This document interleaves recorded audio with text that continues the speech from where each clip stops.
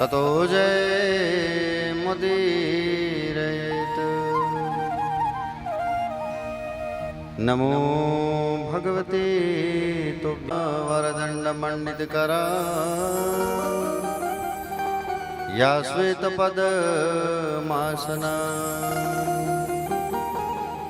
या ब्रह्माच्युतशङ्करप्रभृतिवी देवै सदा वन्दिता क्षमा पातु सरस्वती भगवती निःशेषजाड्याम्बः। देवी प्रपन्नार्तिहरे प्रसीद प्रसीद मातर्जगतोऽखिलस्य प्रसीद विश्वेश्वरि पाहि विश्वम्। त्वमीश्वरी देवी चाराचरस्य ज्ञानिनामपि चिता देवी भगवती सा मलादा कृष्णमोहा महामाया प्रयच्छति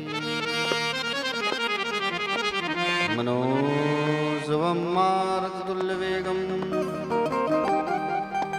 जितेन्द्रियं बुद्धिमतां वरिष्ठं वातात्मजं वानरयूथमुख्यं श्रीरामदूतं शरणं प्रपद्ये। सब द्वारन को छोड़कर माँ आयो तेरे द्वार। हे वृषभानु की लाडली अब मेरी ओर निहार। शिव समान दाता नहीं विपद विदारणः। लज्जा मेरी राखियो शिवनंदी के असवार। जय जय श्री गिरिजारमण जय जय भूत किशोर जय भक्तन सर्वस्व प्रभु जय गणपति चित्तचोर। भवानी शंकरो वंदे श्रद्धा विश्वास रूपिणो याभ्यां विना न पश्यन्ति सिद्धस्वान्तास्थमीश्वरम्। बोलिए श्री शिव महापुराण की जय।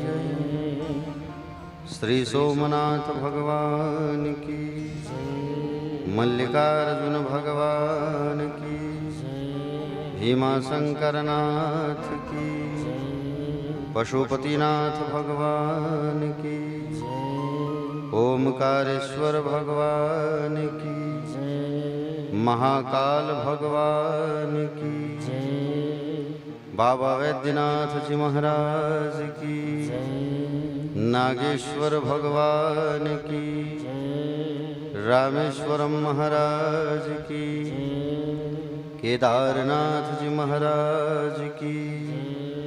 श्री सीताराम भगवान की जय। वीर बलवंत हनुमंत लला की जय। श्री बांके बिहारी लाल की प्यारी प्यारी श्यामा प्यारी ब्रज किशोरी की जगत गुरु शंकराचार्य भगवान की धर्म सम्राट शिखर पात्र जी महाराज की पूज्य अपने अपने माता पिता की पूज्य अपने अपने श्री गुरुदेव भगवान की आइए सबसे पहले हम लोग रुद्राष्टकम का पाठ करते हैं, उसके पश्चात कथा में आगे प्रवेश करेंगे। पर्चा सबको बांट दीजिए।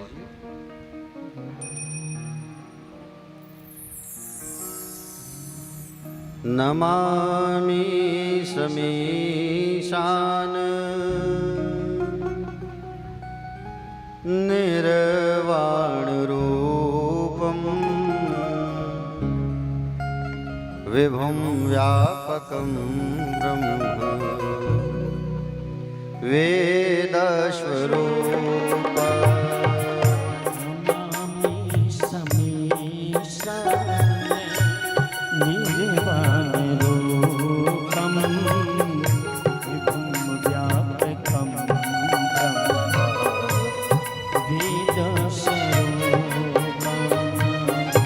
निजं निर्गुणं निर्विकल्पं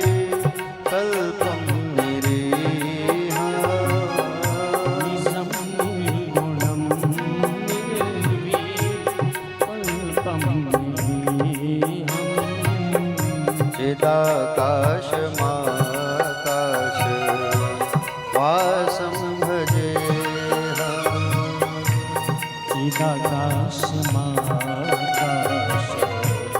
वासं भजेऽहम् निराकारमोङ्कार मूलं तुरीयम् निराकारमोङ्कार मूलं तुरीयम् गिराजानगोत्रित मीशं गिरीश गिराजनगोत्रित मीशं गिरीश करालं महाकाल कालं कृपाल करालं महाकाल कालं कृपालं गुणागार संसार पारं नतोऽहम् गुणागार संसार पारं नतोऽहम्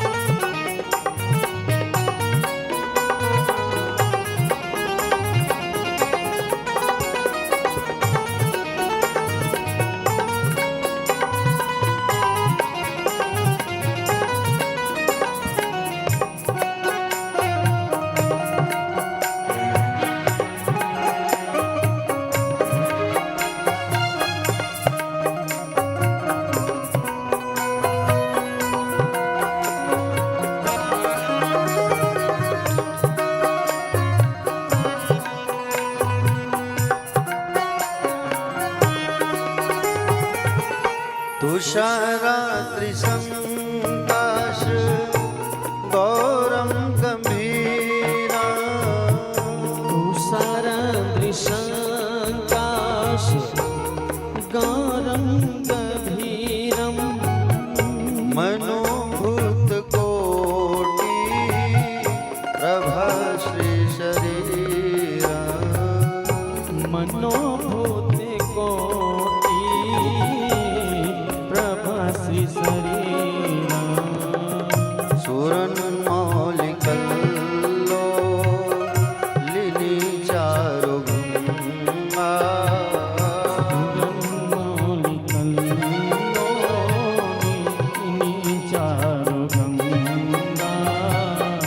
लसत भाल बालेन्दु कंठे भुजंगा लसत भाल कंठे भुजंगा जलकुण्डलाम्भोषु नेत्रम विशाला जलत्कुण्डलं भूषो नेत्रं विशाला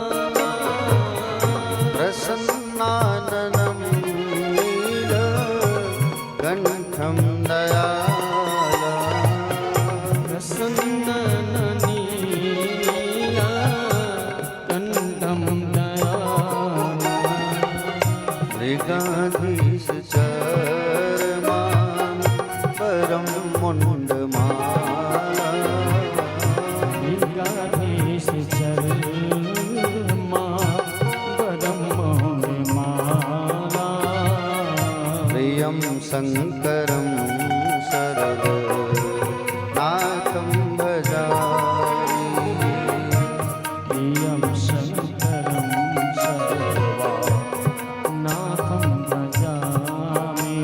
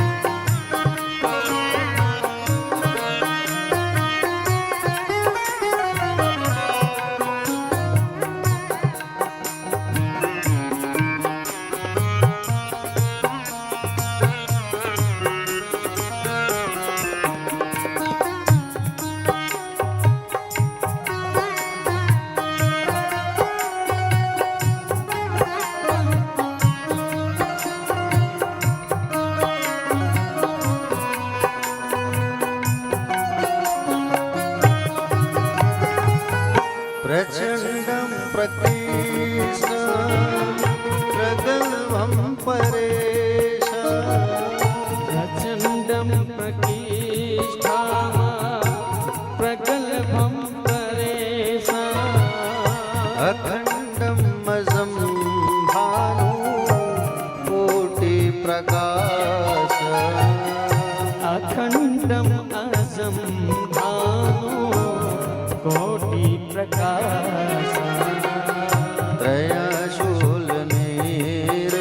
त्रयशूलनिर्मूलनं शूलपाणि त्रयशूलनीरमूलनं शूलपाणि भजेऽहं भवानी पतिं भावगम्यं भजेऽहं भवानि पतिं भावगम् कलातीत कल्याण कल्पान्तकारी कलातीत कल्याण कल्पान्तकारी सदा सजनानंद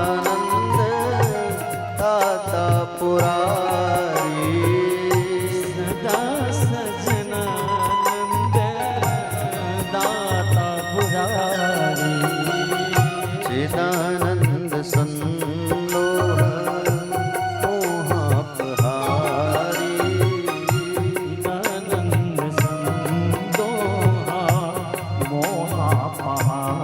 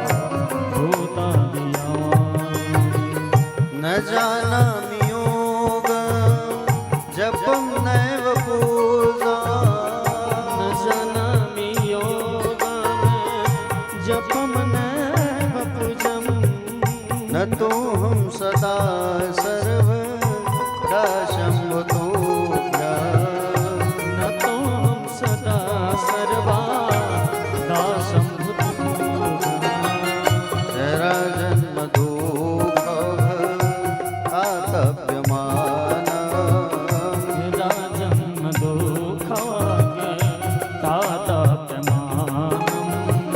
प्रभो पाह्यापन्न नमामि शम्भो प्रभो पाह्यापन्न नमामि नमामि शमीशान निर्वाणरूपं नमामि शमीशान निर्वाणरूपं विभुं व्यापकं ब्रह्म वेदस्वरूपं विभुं व्यापकं ब्रह्म वेदस्वरूपं विभुं व्यापकं ब्रह्म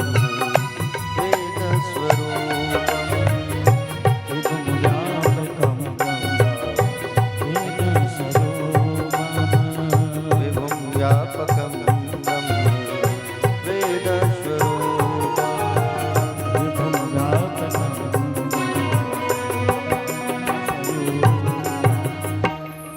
रुद्राष्टकं प्रोक्तं विप्रेण हरतोषे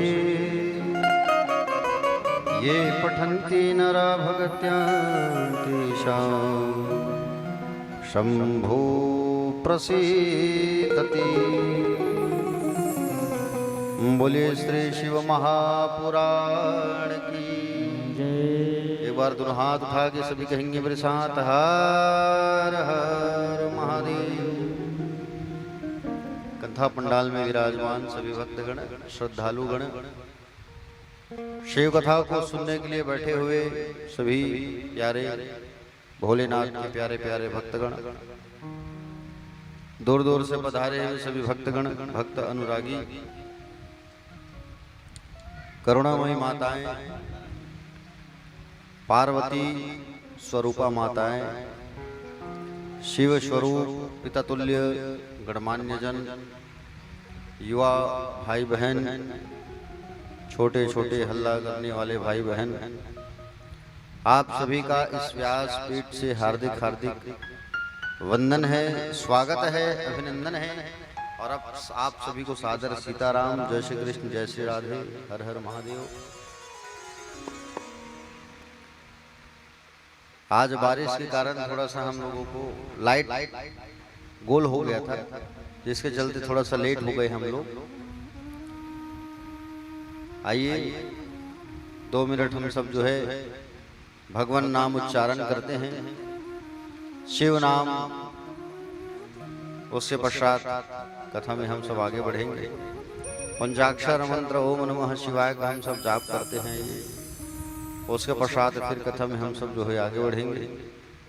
बोलिए महादेव भगवान की। ओम नमः शिवाय, ओम नमः शिवाय, ओम नमः शिवाय, ओम नमः शिवाय, ओम नमः शिवाय, ओम नमः शिवाय, ओम नमः शिवाय, ओम नमः शिवाय,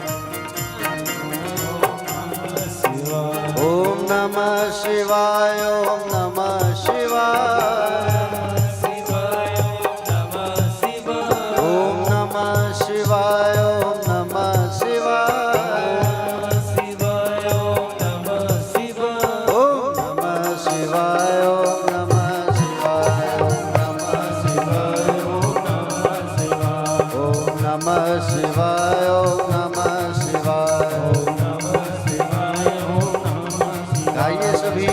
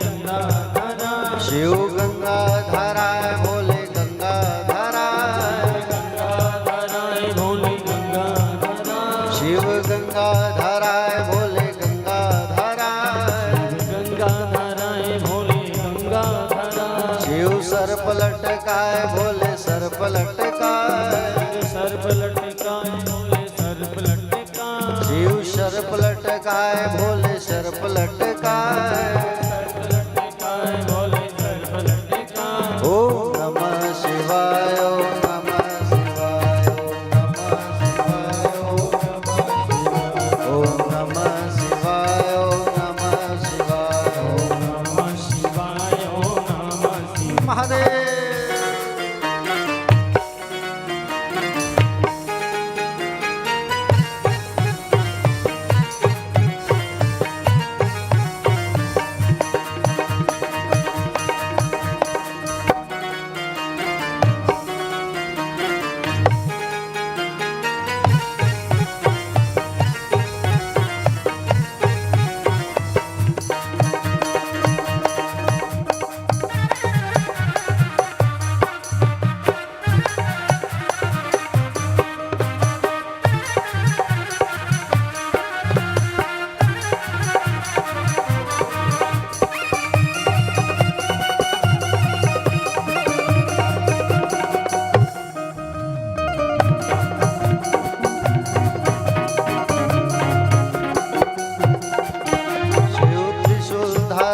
बाबा त्रिशूल धराय त्रिशूल धराए बाबा त्रिशूल धराए शिव त्रिशूल धराय भोले त्रिशूल धराय त्रिशूल धराए भोले त्रिशूल धराए शिव डमरू धराय बाबा डमरू धराय शिव डमरू धराए भोले डमरू धराए शिव बाघंबराय भोले बाघंबराय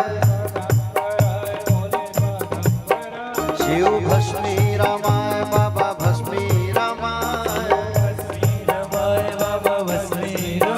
शिव डमरू धराय बाबा डमरू धराय ओम नमः शिवाय ओम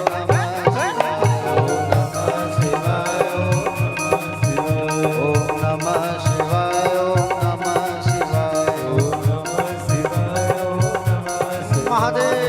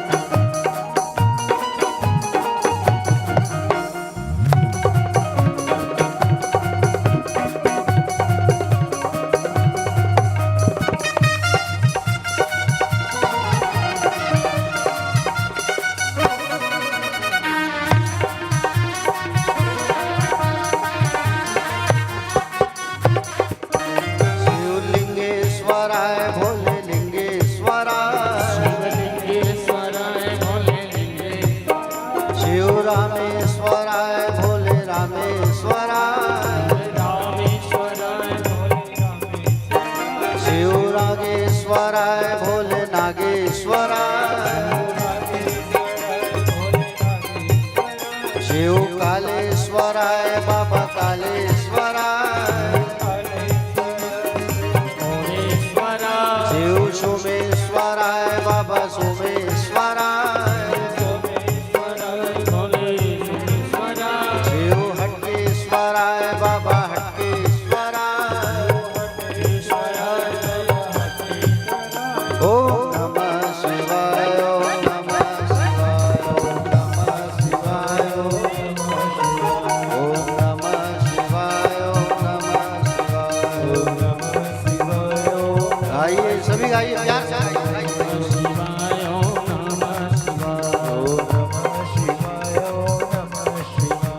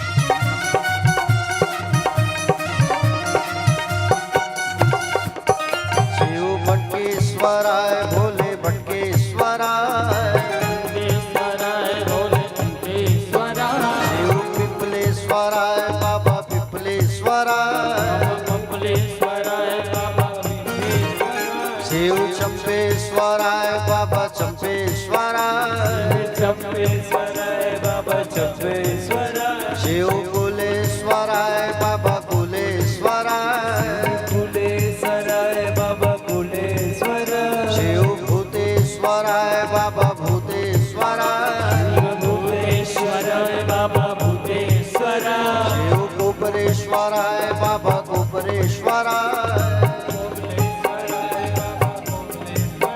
शिव हटकेश्वराय बाबा हटकेश्वराय हटकेश्वराय बाबा हटकेश्वराय शिव रामेश्वराय बाबा रामेश्वराय रामेश्वराय बाबा रामेश्वराय ओम नमः शिवाय ओम नमः शिवाय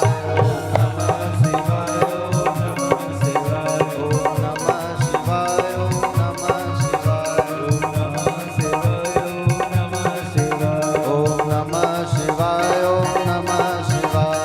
नमः शिवाय ओम नमः शिवाय ओम नमः शिवाय ओम नमः शिवाय ओम नमः शिवाय ओम नमः शिवाय ओम नमः शिवाय ओम नमः शिवाय ओम नमः शिवाय ओम नमः शिवाय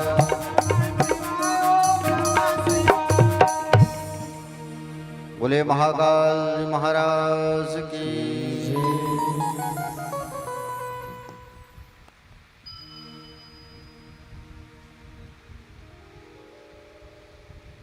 चलो महादेव की कृपा तो हुई कम से कम बढ़िया बारिश हो रही है कथा के हो जाता है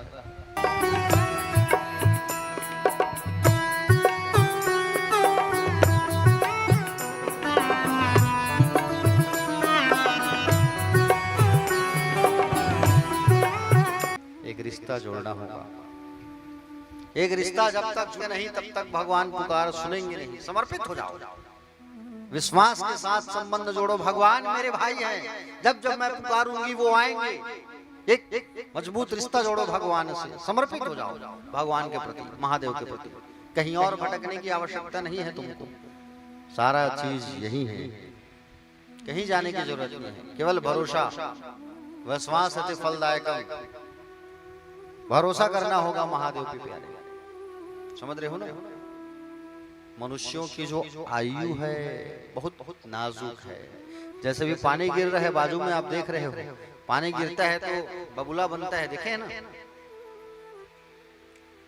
फट से फूट भी जाता है वो बस मनुष्य की आयु वैसी ही है बुलबुला पानी का जो होता है वही बुलबुला की तरह हमारी आयु भी होती है याद रखना कब फूट जाए कुछ कहा नहीं जा सकता इसलिए समय का उपयोग करो जब मन लगे तब वाणी से शिव शिव शिव शिव शिव रटो ये जीभ जो होती है ना हमारी ये जीभ जो है बनाने का भी काम करती है और बिगाड़ने का भी काम करती है याद रखना इसलिए इस जीभ को संयमित रखो इस जीभ को संयमित रखो आप जीभ को जब संयम में रखोगे ना आप तो रिश्ता बना रहेगा और जीभ को कहीं संयम में नहीं रखोगे तो रिश्ते में दरार आ सकती है याद रखना समझ रहे हो ना प्यारे भक्तगण सतयुग के लोगों की जो आयु थी ना 1 लाख साल जिंदा रहते थे सतयुग के लोग कितने साल 1 लाख साल सतयुग के बाद आया कौन सा युग त्रेता युग तो त्रेता युग के लोगों की आयु समझ रहे हो ना ब्रह्मा जी जो है सबको समान समान आयु बांटे थे किसको किसको गधा को कुत्ता को उल्लू को और मनुष्य को 40 तुम रख लो 40 तुम रख लो 40 तुम रख लो 40 तुम रख लो सबको 40-40 साल दिए थे ब्रह्मा जी गधा आकर के ब्रह्मा से कहा कि बोले ब्रह्मदेव बोले 40 मेरे लिए बहुत ज्यादा हो जाएगा मैं उतने दिन तक संसार के बोझ को पीठ में रख के नहीं ढो सकता मेरी उम्र आधा कर दो तो उसकी उम्र को आधा कर दिया ब्रह्मा जी ने, 40 का हो गया 20। थोड़ी देर बाद श्वान आया, कुत्ता। बोले प्रभु मैं कब तक चाकरी करूंगा, बाहर बैठ के नौकरी करते रहूंगा, मेरी आयु कम कर दो। 40 का हो गया 20। उल्लू आकर के कहा कि बोले ब्रह्मदेव मैं कब तक रात भर जागते रहूंगा, मेरी आयु कम कर दो। 40 से हो गया उसका भी 20। मनुष्य आया भगवान ब्रह्मा के पास, कहा ब्रह्मदेव 40 साल में मेरा क्या होगा, आयु और बढ़ा देते आप मेरी।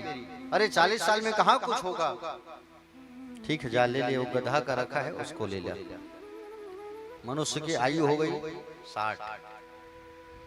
थोड़ी देर बाद विचार करके फिर ब्रह्मा जी के पास मांगने आ गया ब्रह्मदेव, अरे 60 साल में क्या होगा।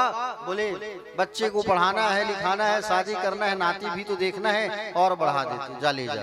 किसका, कुत्ता का रखा है उसको ले जा। कितना हो गया 80।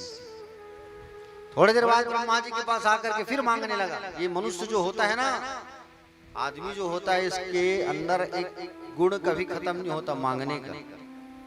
चाहे भगवान से मांगे, चाहे पड़ोसी से मांगे, चाहे माता पिता से मांगे, चाहे बहन से मांगे, चाहे पड़ोस से मांगे, चाहे दोस्त यार से मांगे, लेकिन मांगने की जो आदत कभी नहीं जाती मनुष्यों की।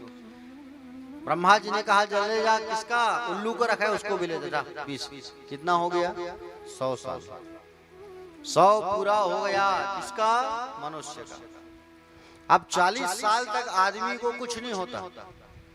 40 साल तक बिल्कुल चकाचक टकाटक, समझ रहे हो। और 40 जहां पार हुई तहन 40 लगी, तहन आंखी कमजोर है भाई। ये महाराज बारीक अक्षर है नहीं दिखे, चश्मा लगाए लगते का करे, वायर वायर शाल्डिंग वर्डिंग करे बड़ा दिक्कत होती महाराज। मोहुल चश्मा ला के ऐसा लगा था। 40 पार हुए फिर चश्मा लग जाता है, आंख कमजोर, क्योंकि 40 साल तक कुछ नहीं होगा। 40 जैसे पार करोगे तो आंख कमजोर। 40 साल तक तुमको कुछ भी समस्या नहीं होगा। 40 जहां पार हुआ वहां फिर समस्याओं का आना चालू। 40 से 60 के बीच आदमी क्या करता है, बोझ उठाता है, बोझ, टेंशन परिवार का। बच्चों को पढ़ाना है, लिखाना है, बड़ा करना है, शादी करना है बच्चों का, ये टेंशन रहता है। क्योंकि बोझ ढोते हो परिवार का। आयु किसका मिला है, गधा का। तो गधा क्या करता है, बोझ तो होता है। तो तुम भी बोझ ढोने का काम करो। 60 के बाद गवर्नमेंट भी रिटायरमेंट दे देती है। भले ही अब उसको 62 कर दिया गया है, लेकिन 60 में ही खत्म। 60 में जैसे रिटायरमेंट हुए तो वो आयु किसकी मिली है, कुत्ते की। कुत्ते की आयु मिली है तो केवल अब चिल्लाने का काम रह जाता है। कुत्ता का काम क्या है, भौंकना। घर में हम रहेंगे, बच्चे लोग अगर लेट से उठेंगे चिल्लाना चालू, अरे बंद करो लाइट, कूलर, पंखा, बिजली बिल बहुत आएगा, ए बहू नाश्ता बना दो, मेरे स्टाफ वाले आए हैं, दोस्त लोग आए हैं, सखा लो, ए बहू चाय ले आ, ए बहू नाश्ता। ये डोकरा भी काली चिल्लाने काम करते रहता है। डोकरा जो है बुजुर्ग हो गया, बहू भी कहेगी, क्योंकि तुमको कुत्ते का मिला है ना। 60 के बाद 80 जैसे ही पार करोगे तो सोना खत्म। शाम को 6-7 बजे झपकी आएगा, नींद आएगा, 12 बजे तक सो गए, और 12 बजे के बाद फिर जागना चालू। बच्चे लोग डॉक्टर को बुला बुला के इंजेक्शन लगा के थक गए। डॉक्टर भी कहेगा कितना इंजेक्शन लगाऊं। मिला तो उल्लू का है ना आयु। उल्लू क्या करता है, उल्लू जो है रात में जागता है, सोता थोड़ी है। तो उल्लू का आयु मिला है तो तुमको तो जागना पड़ेगा ही। तो कब तक सब चीज करना है तुमको, 40 साल तक। 40 साल तक आप जो है सारा कार्य कर लो। 40 साल तक आप जो है सब कर्म कर लो प्यारे, 40 तक।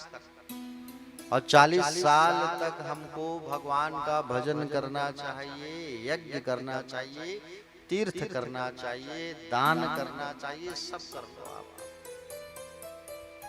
काल का कोई ठिकाना नहीं है, याद रखना। काल जो है कब आ जाए, काल बता के नहीं आता किसी को कि मैं आ रहा हूं, तैयारी करके रखो। आज तक किसी को बताया है क्या काल? सियान एक आध जन मन चल दे ऊपर तेल फोन करके पूछू बताया रही इसका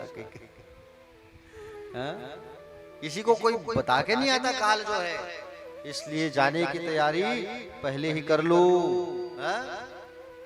रोज भगवान का भजन करो, रोज कीर्तन करो।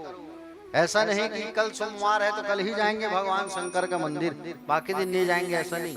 आज मंगलवार है तो आज केवल हनुमान जी के मंदिर में जाएंगे, बाकी दिन नहीं जाएंगे, ऐसा नहीं। ऐसा मत करो। मंगलवार आया तो हनुमान जी में लड्डू गुड़ चना है, सोमवार आया तो भगवान में भोग लग रहा है, पूजा कर रहे हो, सब कर रहे हो, बाकी दिन भगवान लोग भी सोचते हैं कि बाकी दिन भी तो कोई आए हमको खिलाने पिलाने के लिए है? जिस दिन भगवान का वार रहता है उसके दूसरे दिन भी तुम जाओगे तो भगवान खुश रहेंगे तुमसे। चलो कम से कम आज कोई नहीं आया, ये तो आया पूजा करने मेरा है? भगवान का वार मत देखो, आज सोमवार है तो जाएंगे, आज मंगलवार है तो हनुमान जी जाएंगे, ऐसा नहीं। रोज जाओ, रोज पूजा करो भगवान का। 100 काम छोड़ करके क्या करो? भोजन करो। 1000 काम छोड़ करके स्नान करो, ठीक है?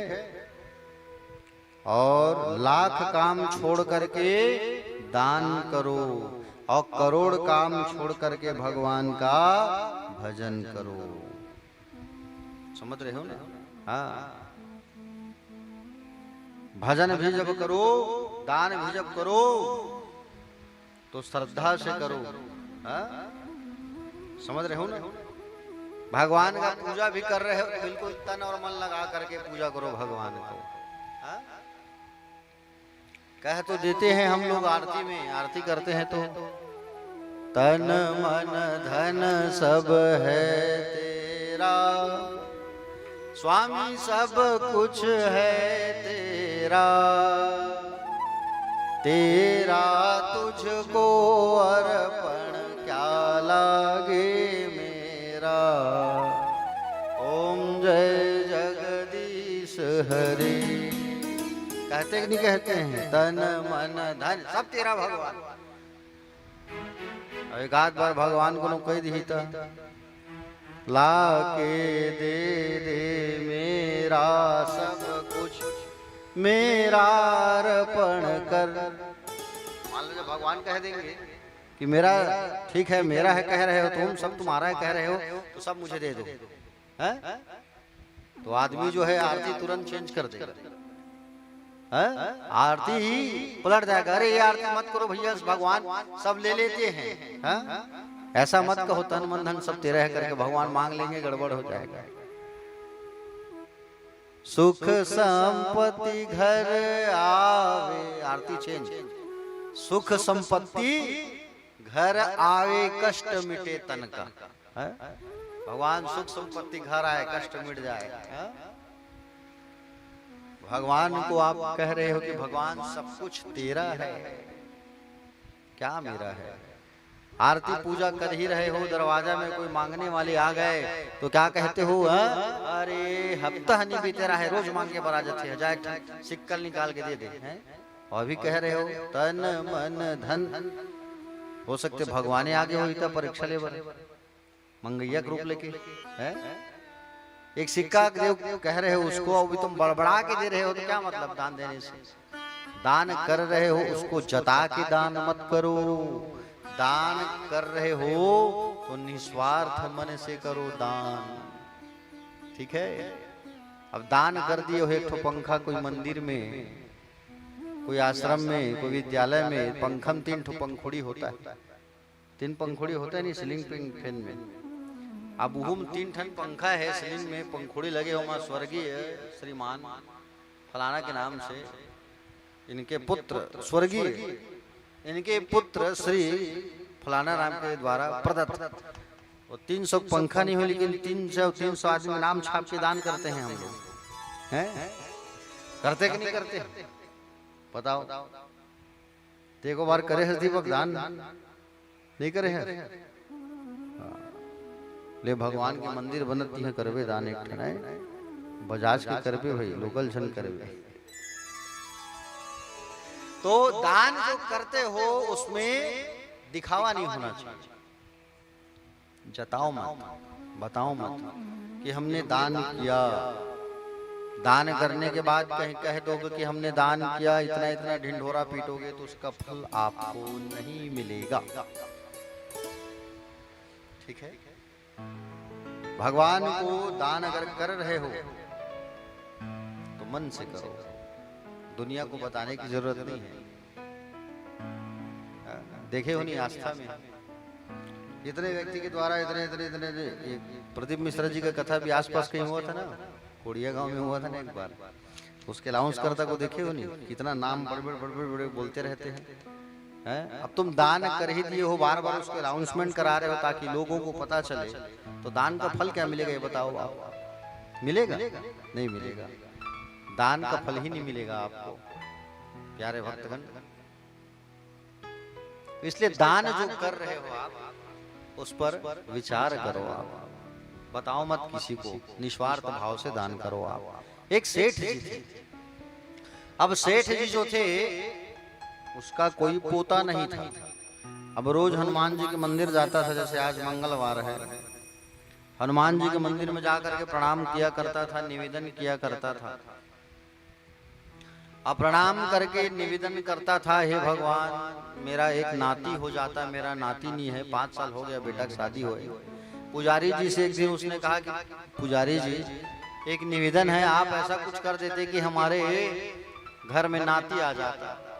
पुजारी जी ने कहा आज मंगलवार है, 1 दर्जन केला लाके चढ़ा दो बढ़िया भगवान में भोग लगाने के लिए। वो सेठ जी जो मंदिर जाता था वो गया केला खरीदने के लिए, और केला खरीदने के लिए गया। 4 ठेला लगा था वहाँ, 4 ठेला लगा था। चारों ठेला में जाके पूछने लगा भैया केला का दाम कितना लगा है? पहला ठेला वाला कहा 120 रुपए दर्जन। दूसरा ठेला वाला कहा कि बोले तुम कितना लगाया भैया केले के दर्जन? बोले 100 रुपया। ओहो केला जैसे केला नहीं 100 रुपये लगा रहे हो। तीसरा ठेला में गया, पूछा भैया तुम कितना लगाया केले का दाम? 60 रुपया। ओहो छोटा छोटा केला का साइज है और 60 रुपए लगा रहे हो। चौथे केला के ठेले के पास जा करके पूछा आप कितना लगाया भैया केला? बोले 20 रुपया। हाँ तुम बहुत सज्जन व्यक्ति हो, दो भैया 1 दर्जन केला दो हमको। 20 रुपए का केला खरीदा और 20 रुपए का केला खरीद करके हनुमान जी के मंदिर में जाके चढ़ा दिया। पुजारी जी से कहा पुजारी जी बोले निवेदन करना, बोले पोता मिल जाए। ठीक है। 1 साल बाद उसके घर में एक पोता जन्म लिया। अब पोता हुआ, दादाजी को दिया गया, लो दादाजी पकड़ो पोता आया है, हाथ लगाओ खिलाओ। अब दादाजी पकड़े, हाथ गया सिर की तरफ, सिर में हाथ रखे तो सिर टमाटर की तरह पिच पिच। नाती को पलना में डाल करके वो तुरंत हनुमान जी के मंदिर चले गए। हनुमान जी के मंदिर में जाकर के पुजारी जी से कहे पुजारी जी इधर आओ। बोले क्या हुआ सेठ जी? अरे कैसे आप अर्जी लगाए हनुमान जी से, हमारे लिए विनती की हो भाई? नाती तो मिल गया ना। अरे नाती मिल गया ठीक है, लेकिन नाती कैसे मिला है? उसका सिर एकदम पिच पिच कर रहा है, कैसे अर्जी लगाए थे आप? पुजारी जी ने कहा सेठ जी केला कौन सा चढ़ाए थे? केला चढ़ाए थे पिच पिच वाला, इसलिए नाती भी मिला पिच पिच वाला। हा? भगवान के लिए भी हम चढ़ाते हैं तो सोचते हैं सस्ता वाला है? सस्ता वाला दो भाई, पूजा पाठ के लिए तो है। अच्छा खुद आप खा रहे हो रोज अच्छा अच्छा चीज है, और घर में कोनो लड्डू गोपाल जी है, भगवान इतने रोज काला भोग लगाता हो। मिश्री ला एक ठंडा बम भर के रखा है, 1 किलो रखा है मिश्री है, तो चला था 1 महीना तक। दूधी 4-4 दाना, इलायची दाना ने मिश्री वही भोग लगा था है। और आप हर दिन रोज रोज नया नया सब्जी खा रहे हो, दाल अचार खा रहे हो, भगवान को भी तो खिलाओ। हा? क्या भगवान नहीं खाएंगे? क्या भगवान खाएंगे। बस हमारा मन साफ होना चाहिए। आप तन से मन से भगवान को खिलाओ, भगवान जरूर खाएंगे। हा? भगवान जरूर आएंगे। भगवान से कहो कि हे भगवान, बोले आपको आना पड़ेगा और खाना पड़ेगा, हम आपके लिए भोग बना रहे हैं। भगवान से निवेदन करो तो भगवान जरूर आते हैं। बस भाव होना चाहिए। सबरी को देखे हो नहीं? सबरी जो है कितने दिन तक प्यारे भगवान का इंतजार की है, और भगवान जो है आए हैं। आए हैं कि नहीं आए हैं बताओ बात। बस विश्वास था उसको उसकी भक्ति में। विश्वास होना चाहिए, और विश्वास जब नहीं होगा तो भगवान नहीं आएंगे। याद रखना, विश्वास करो। विश्वास जिस दिन तुम्हारा बढ़ जाएगा उस दिन याद रखो कि भगवान को आने से कोई नहीं रोक सकता। याद रखना, भगवान आएंगे, बस विश्वास करो आप। भगवान के ऊपर भरोसा रखो आप, और भगवान जब आएंगे तो आपके सारे कष्ट, सारे दुख मिट जाएंगे। बस भाव शुद्ध होना चाहिए। हम आपको बता दें कि भगवान जो है आपका तन, आपका मन, आपका धन नहीं मांगते, आपकी संपत्ति नहीं मांगते। भगवान आपका केवल भाव मांगते। भाव का भूखा हूं मैं, भाव ही एक सार है। जो भाव से मुझे भजता है तो भाव से बेड़ा पार है। भगवान विदुर के घर गए थे साग खाने के लिए। विदुर के घर क्या खाए भगवान, बताओ? दुर्योधन के मेवा त्यागे साग विदुर घर खाए, सबसे ऊंची प्रेम सगाई। प्यारे भक्तगण, भगवान जो है हमारा मन देखते हैं, किसका मन कैसा है, मन शुद्ध है कि नहीं। ये भगवान जो है विचार करते हैं, देखते हैं प्यारे, इसका मन कैसा है। विदुर के घर गए थे भगवान, भाजी की सब्जी खाए हैं। दुर्योधन जो है 56 भोग तैयार करके रखा था भगवान के लिए, और 56 भोग को भगवान छोड़ करके विदुर के घर भाजी खाए थे। बताओ, तो हमारा मन शुद्ध होना चाहिए, हमारा तन शुद्ध होना चाहिए। हमारा मन ही साफ नहीं है तो भगवान के हमारे घर आएंगे? कदाचित नहीं, कभी नहीं आएंगे भगवान। अगर उनको बुलाना है तो दिल से बुलाओ, मन की आंखों से बुलाओ, वो जरूर आएंगे। दिल से कहो तो जरूर सुनते हैं पुकार। इतना याद रखना भगवान। प्यारे भक्तगण, तो दान भी करो तो उसपे कोई दिखावा ना होना चाहिए। भगवान को हम लोग कहते हैं, मंदिर जाते हैं या पूजा करते हैं तो क्या करते हैं? त्वमेव माता च पिता त्वमेव, त्वमेव बन्धुश्च सखा त्वमेव, त्वमेव विद्या द्रविणं त्वमेव, त्वमेव सर्वं मम देव देव। कहते हैं कि नहीं कहते हैं भगवान को हम लोग? बताओ, कहते हैं ना? लेकिन भगवान को हम कहते हैं त्वमेव माता च पिता त्वमेव। भगवान सब आप ही हो, है? लेकिन घर जब आते हैं तब क्या होता है? घर आते हैं तो पत्नी से क्या कहते हैं? अरे तुम ही तो मेरी सब कुछ हो, है? कहते कि नहीं कहते? मंदिर में कह के आए हैं त्वमेव माता च पिता त्वमेव, भगवान सभी आप ही सब हो। और घर आए तो पत्नी को क्या कहे? अरे कहाँ जाऊं मैं, तुम ही तो एक सहारा हो। बोले तुम ही तो मेरी सब कुछ हो। ले बताओ, तो यहाँ पे आप हम यहाँ पे क्या कर रहे हैं? कपट कर रहे हैं, छल कर रहे हैं। मंदिर में कहा क्या है? भगवान आप ही हमारे सब कुछ। घर में पत्नी कहीं गुस्सा है तो उसको मनाने के लिए कहते कि नहीं आप? बोले आप तुम ही तो मेरी सब कुछ हो। अच्छा, तो यहाँ पे मिस्टेक है भक्ति में, है? तो ऐसा भक्ति नहीं। भगवान को पुकारना है तो तन से पुकारो, मन से पुकारो। निर्मल मन चाहिए भगवान को। निर्मल मन जन मोहि पावा, मोहि कपट छल छिद्र न मावा। भगवान को छल और कपट बिल्कुल पसंद नहीं है। याद रखना, निर्मल मन से आप भगवान को पुकारो, वो जरूर आएंगे। आपका मन साफ होना चाहिए। समझ रहे हो ना? हाँ। हमने आंगन नहीं बुहारा, चंचल मन को नहीं संभाला, कैसे आएंगे भगवान, कैसे आएंगे भगवान। हमने आंगन नहीं बुहारा, चंचल मन को नहीं संभाला, कैसे आएंगे भगवान, कैसे आएंगे भगवान।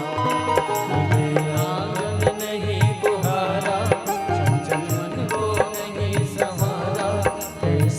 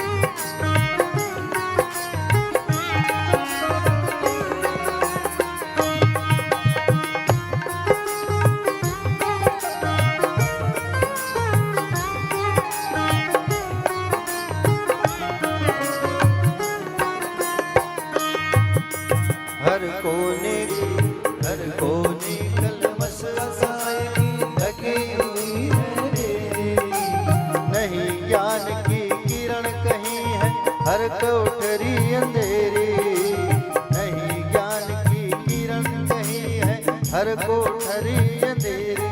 आंगन चौबारा दियारा, आंगन चौबारा दियारा, कैसे आएंगे भगवान, कैसे आएंगे भगवान। आंगन नहीं मुहारा, चंचल मन को नहीं संवारा, कैसे आएंगे भगवान, कैसे आएंगे भगवान।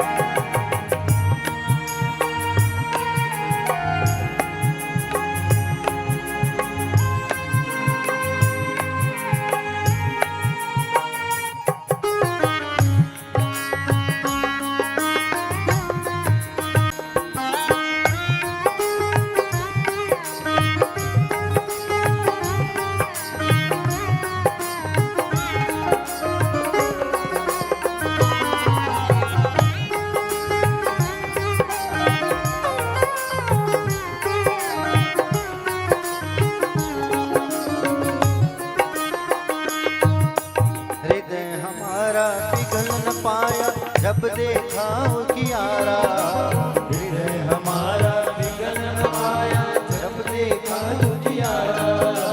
किसी पंथ भूले ने हमसे पाया नहीं सारा, किसी पंथ भोले ने हमसे पाया नहीं सारा।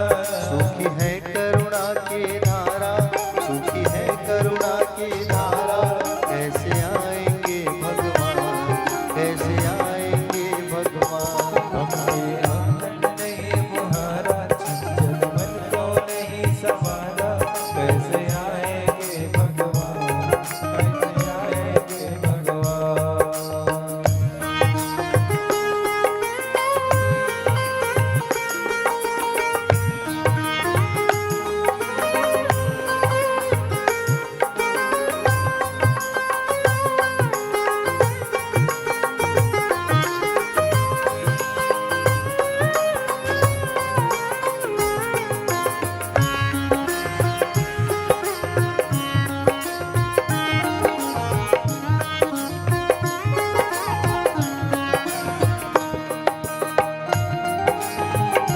श्री राधे, सभी गाइए।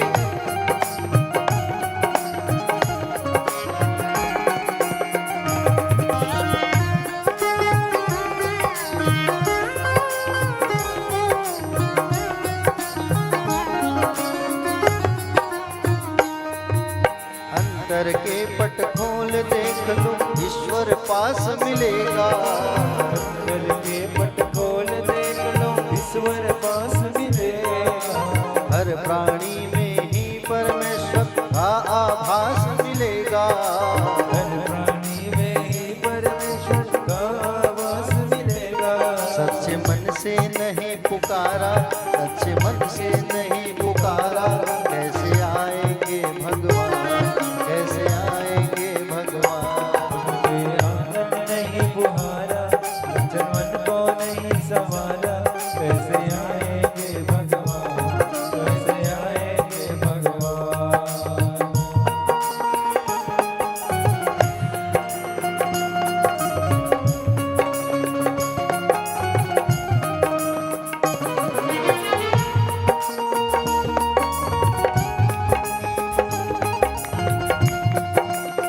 तालियों की सेवा करते हुए सभी गाइए।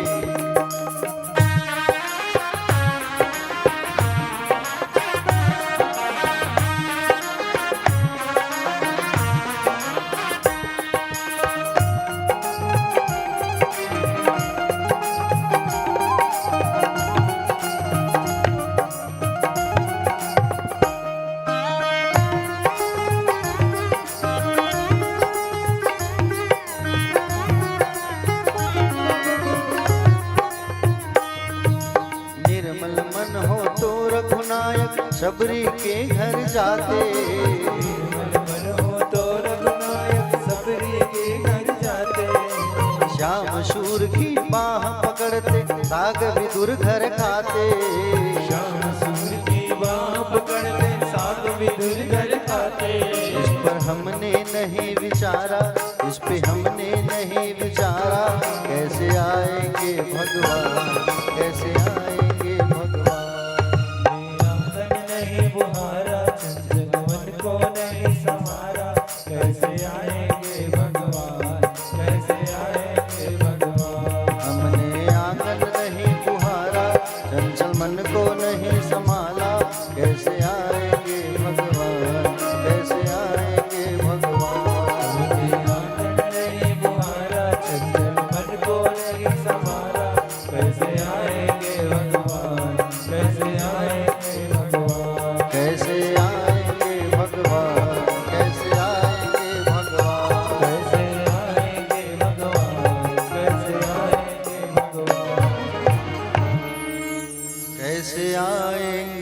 भगवान, कैसे आएंगे भगवान।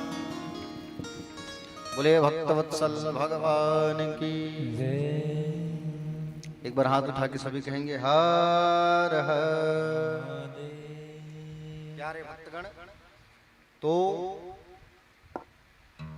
इस प्रकार से दान जब भी करो तो उस पर विचार ना करो, सोचो ना, सत्कर्म करो। क्योंकि जब तक हम सत्कर्म करते हैं तो वो सत्कर्म ही हमारे साथ जाता है। जब तक जैसे हम कोई अच्छा काम करके चले गए संसार से, लोग कहें कि अरे वो फलाना व्यक्ति था, अच्छा काम किया। संसार में अगर एक व्यक्ति भी आपको याद करता है ना, आपके कर्मों को वो भूला नहीं है, तब तक आप स्वर्ग में वास करते हो। और अगर कोई कह दे कि अरे ये बहुत बुरा व्यक्ति था वो, अगर ऐसा कोई कह दे, तब तक आपको नरक में रहना पड़ेगा, याद रखना। कोई व्यक्ति कह दे कि अरे वो व्यक्ति बहुत बेकार था, जब तक व्यक्ति कहते रहेगा तब तक आपको नरक में रहना पड़ेगा, याद रखना। सत्कर्म ही हमारे साथ जाता है। जितना पुण्य करोगे और उस पुण्य को जितने दिन तक लोग याद करेंगे ना, उतने दिन तक आपको स्वर्ग में रहना पड़ेगा। एक इंद्रद्युम्न नाम के राजा थे। कौन थे? इंद्रद्युम्न नाम के एक राजा। वो इंद्रद्युम्न नाम का जो राजा था वो स्वर्ग में रहता था। ठीक है, कहां रहता था? जोर से बोलो। स्वर्ग में वास कर रहे थे। एक दिन इंद्र ने अपने सिपाहियों को पूछा, अरे भैया ये इंद्रद्युम्न का पुण्य खत्म हुआ है कि नहीं हुआ है? कब तक ये यहाँ रहेगा? हाँ, पता करो जरा एक बार, इसका पुण्य खत्म हुआ है कि नहीं हुआ है? लोग इनको भूले हैं कि नहीं भूले? जाओ पता करके आना। सिपाही लोग आए। सिपाही लोग गांव में आए, पूछे, बोले फलाना व्यक्ति है, इंद्रद्युम्न राजा है, और इंद्रद्युम्न जो राजा है उसको आप लोग जानते हो? बोले नहीं। आकर के सिपाहियों ने इंद्र को बताया कि महाराज इंद्रद्युम्न के पुण्य को तो सब भूल चुके हैं। इंद्र ने कहा भैया सीताराम, चलो अब यहाँ से आप जाओ, पृथ्वी में जाओ, फिर से पुण्य करके आओ और अच्छा कर्म करके आओ, सत्कर्म करके फिर स्वर्ग में जगह मिलेगा। इंद्रद्युम्न राजा ने सोचा, बोले इतना जल्दी लोग मुझे भूल गए, मेरे कर्मों को, मेरे पुण्य को, मेरे सत्कर्म को। आकर के उसने पूछा, सबसे पहले विचार क्या कि मैं मार्कंडेय ऋषि के पास आऊंगा। बोले मार्कंडेय मुनि तो बोले चिरंजीव है। मार्कंडेय मुनि के पास आए और मार्कंडेय मुनि के पास आकर के पूछा, महात्मा क्या आप मुझे जानते हो? प्रणाम आपको। मार्कंडेय जी कहा, बोले मैं आपको नहीं जानता, मैं क्यों जानूंगा आपको? वो भगवान का भजन करते रहूं कि तुम्हारा नाम लेते रहूं? मैं तुमको क्यों याद करूं? मैं नहीं जानता, मुझे सब भूल गए। बोले तुम एक काम करो, बोले एक उल्लू मुझसे पहले भी संसार में आया है, अभी तक जीवित है, उस उल्लू के पास चलो। तुम उल्लू का की थो अपन गांव में भुगवा की थो नहीं? हाँ, तो उस उल्लू के पास चलो। उल्लू के पास आए, भैया प्रणाम आपको, क्या आप मुझे पहचानते हो? मेरा नाम क्या है, जानते हो? उल्लू कहा, बोले मैं क्यों जानू तुमको? बोले मैं नहीं जानता तुमको, पास में एक बगुला है, उससे जाके पूछो, वो जानता होगा। बगुला के पास आए। इंद्रद्युम्न राजा ने पूछा, बगुला भैया क्या आप मुझे जानते हो? बगुला 2 घंटे तक विचार किया, मैं जानता हूँ। क्या क्या नाम आपके? क्या नाम? अरे नहीं जानता मैं आपको। 2 घंटा सोचने के बाद वो कहा नहीं जानता। बोले कहा पास में एक इंद्रद्युम्न सरोवर है, तालाब है, वहां एक कछुआ है, आप उससे जाके पूछो। कछुआ जो है पास में तालाब है, उसमें पुराना कछुआ रहता है, उससे जाके पूछो, आपको जानता होगा। उसके पास आए, कछुआ के पास। कछुआ के पास आए और कछुआ के पास आके कहे, भैया प्रणाम। कछुआ भैया आप क्या मुझे जानते हो? क्यों पूछ रहे इंद्रद्युम्न? अगर एक व्यक्ति भी अगर जानता होगा कि बोले आप ये राजा हो, आप इतना पुण्य किया होकर कोई बोल देगा तो फिर से उसको स्वर्ग में जगह मिल जाएगा। एक व्यक्ति अगर हमारे पुण्य को याद करता है तब तक हम स्वर्ग में वास करते हैं। कछुआ ने जब देखा तो कछुआ ने कहा, भैया राजा प्रणाम। ओहो, इतने दयालु और इतने दयावान राजा थे तुम तो। आपका नाम इंद्रद्युम्न है महाराज, और ये जो तालाब है ये आपके नाम से बना है, इंद्रद्युम्न तालाब, इंद्रद्युम्न सरोवर। बोले आपने असंख्य गायों का दान किया है, असंख्य गायों का दान किया है, तो गायों के खूर के गड्ढे से ये तालाब बना है। इतना गाय आपने दान किया महाराज, आप तो बहुत दयालु है, ये तालाब आपके नाम से बना है। इंद्रद्युम्न ने कहा चलो कोई तो याद रखा है मुझे, कोई भूला तो नहीं, कम से कम कछुआ तो मुझे याद रखा है। इंद्र उसी समय प्रकट हो गए, कहे चलो महाराज आपका पुण्य भी खत्म नहीं हुआ है, आपको स्वर्ग वापस जाना है। इंद्रद्युम्न राजा ने कहा, बोले भैया पहले मैं मार्कंडेय मुनि को उनके स्थान में छोड़ के आऊंगा, ये उल्लू है उसको स्थान में छोड़ के आऊंगा, सबको अपने अपने उसके घर पहुंचाऊंगा, तब मैं आपके साथ स्वर्ग जाऊंगा, क्योंकि ये लोग मेरे साथ आए हैं, हाँ? कैसे छोड़ के चले जाऊंगा। सबको इंद्रद्युम्न राजा वापस छोड़े और फिर वापस स्वर्ग चले गए। इसका अर्थ ये है प्यारे कि सत्कर्म और पुण्यात्मा बनो, आप पुण्य कर्म करो, अच्छा कर्म करो। जब तक हम अच्छा कर्म करेंगे तब तक हमारा वास स्वर्ग में होगा। अगर एक व्यक्ति भी कह दिया कि फलाना राम व्यक्ति भैया जो है बहुत अच्छा था, बहुत अच्छा काम किया है, उस व्यक्ति के बोलने के कारण व्यक्ति स्वर्ग में निवास करेगा, सोचो आप, समझ रहे हो ना। इसलिए सत्कर्म करो, अच्छा दान करो। अन्न का दान का अधिकारी किसको बताया गया है शिव महापुराण पर? भूखे को दान करो। यदि किसी कामना की पूर्ति है चाहिए तो संकल्पित करके ब्राह्मण को भोजन कराओ आप, हाँ? जो 1 लाख ब्राह्मण को भोजन करा लेता है वो शिवलोक का अधिकारी हो जाता है। बिना मांगे जो दान किया जाता है उसका पूर्ण फल प्राप्त होता है, याद रखना। दान और दक्षिणा में अंतर होता है, याद रखना। दान किसको कहते हैं? जो आप स्वेच्छा से दोगे वो दान कहलाता है। दक्षिणा क्या होती है? दक्षिणा का अर्थ होता है पारिश्रमिक। एक आचार्य आपके घर पूजा कराने आए हैं, एक उदाहरण सत्यनारायण जी की कथा, तो वो उस आचार्य का जितना फीस है, जितना दक्षिणा है वो आपको देना पड़ेगा। एक सत्यनारायण जी की कथा कराने अगर कोई व्यक्ति जा रहा है, कोई आचार्य जा रहे हैं, 1500 रुपये उनकी दक्षिणा है, तो उनको आपको उसका पारिश्रमिक देना पड़ेगा। वो दक्षिणा है, दक्षिणा में उसका अधिकार है, वो बोल सकता है, लेकिन दान में नहीं। दान का अर्थ होता है स्वेच्छा से देना, जो स्वेच्छा से करे दान। याचना के बाद जो दान दिया जाता है उसका फल आधा प्राप्त होता है। अगर कोई कहे कि इसको दान करो मुझे, और आप दान करोगे तो उसका फल आधा मिलेगा, समझ रहे हो ना। जाति मात्र के ब्राह्मण को दान देने पर भूतल पर 10 वर्ष भोग प्राप्त करता है व्यक्ति। वेद वेदता ब्राह्मण को अगर आप दान करोगे तो स्वर्ग में देवताओं के 10 वर्ष का भोग प्राप्त करता है व्यक्ति। गायत्री जप करने वाले ब्राह्मण को अगर दान करोगे तो सत्यलोक में 10 वर्ष पुण्य भोग प्राप्त करोगे आप। विष्णु भक्त ब्राह्मण को कहीं दान करोगे तो वैकुंठ की प्राप्ति होगी। शिव भक्त ब्राह्मण को अगर कहीं दान करोगे तो कैलाश की प्राप्ति होती है। प्यारे भक्तगण, ये अलग अलग महत्तम बताया गया है शिव महापुराण पर। जो व्यक्ति निरोगी है या जो व्यक्ति को रोग हो चुका है बहुत ज्यादा, अगर कोई व्यक्ति बहुत दिन से बीमार चल रहा है तो उसे अपने घर पर एक ब्राह्मण देवता को बुला करके दशांग भोजन कराना चाहिए, दशांग युक्त, ठीक है। अगर कोई बीमार चल रहा है घर पर तो रविवार के दिन ब्राह्मण को बुला के दशांग युक्त भोजन कराइए आप। बहुमान मथावानम अभ्यंगम पाद सेवनम वासो गंध्यार दक्षिणम च कृता पूर्व सोत्रम श्रृंगम मिजरम च ताम्रम दक्षिणोत्तरम नमस्कार नुगमनस्य स्वन्नदानम दशांगकम। दशांग युक्त ब्राह्मण को भोजन कराने से सारा कष्ट दूर होता है। उसका नियम क्या है? 10 स्टेप हैं, 10 अंग बता रहा हूं, सुन लीजिए आप। पहला, सम्मान पूर्वक बुलाना। पंडित जी आइए, हमारे घर पधारो आप, ये बुलाना हो। जब पंडित जी आए तो ललाट पर चंदन लगाइए। उसके बाद में आया पाद सेवन, पैरों को धोइए। उसके बाद वस्त्र, जो वस्त्र आपसे बन सके, ये चौथा स्टेप है, वस्त्र दान करिए। गंध आदि से पूजन, चंदन कुमकुम आदि से। उसके पश्चात घी के माल पुए से सुंदर भोजन उनको भेंट करो, ठीक। रसों का व्यंजन, कोई एक फल का रस उनको पिलाइए।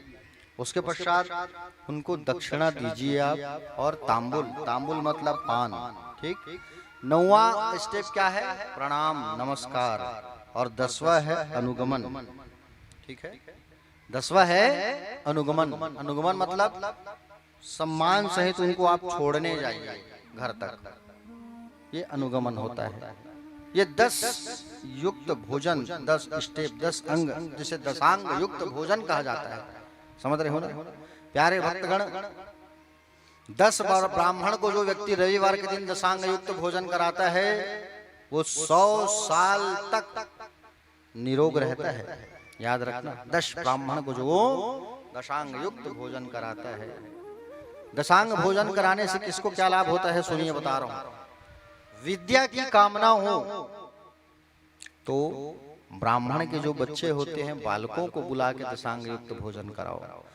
पुत्र नहीं है, बेटा चाहिए, पुत्र की कामना, तो युवक ब्राह्मण को बुला करके दशांग युक्त भोजन कराइए आप। ज्ञान की कामना है तो वृद्ध ब्राह्मण को बुला करके भोजन कराओ दशांग युक्त। सुख भोग की कामना है तो 10 युवती ब्राह्मण की पत्नियों को बुला करके भोजन कराइए। आत्मज्ञान की इच्छा हो तो वृद्ध स्त्रियों को, ब्राह्मण की स्त्रियां वृद्ध जो बुजुर्ग हो गए उनको बुला के आप भोजन कराइए। ठीक है प्यारे भक्तगण? इसी प्रकार ब्राह्मण को शील तथा उच्च वृत्ति या गुरु दक्षिणा में मिला हुआ धन उत्तम कहा गया है। दान में मिला धन मध्यम तथा खेती से प्राप्त धन निम्न कहा गया है। इसी प्रकार क्षत्रिय को शौर्य से प्राप्त धन, वैश्य को व्यापार से प्राप्त धन, सेवक को मिला हुआ सेवा के अनुसार धन और स्त्री को पति से प्राप्त धन उत्तम कहा गया है प्यारे। ठीक है, इसलिए कमा के जब आओ तो पत्नी को पैसा देना चाहिए, पत्नी के हाथ में। ठीक है, जब कमा के आओ तो किसको पैसा देना चाहिए? पत्नी को पैसा देना चाहिए। राजेश बाबू देते हो कि नहीं आप पैसा? लॉकर की चाबी किसके पास रहती है? नहीं मैं कोनो नहीं बताऊं, बता दो आप। ठीक ठीक ठीक। प्यारे भक्तगण, भूमि दान करने से प्रतिष्ठा की प्राप्ति होती है। तिल का दान जो होता है, तिल का दान करने से बल की प्राप्ति होती है और मृत्यु निवारक कहा गया है उसे। स्वर्ण का दान करने से वीर्यदायक, घी का दान करने से पुष्टिकारक और वस्त्र का दान करने से आयु बढ़ाने वाला होता है प्यारे भक्तगण। आगे बताया गया है कि बोले शिवलिंग में कितना भोग लगाना चाहिए। शिवलिंग की पूजा करते हैं आप लोग, है ना? तो शिवलिंग में आप लोग कितना भोग चढ़ाते हो ये बताओ। चलो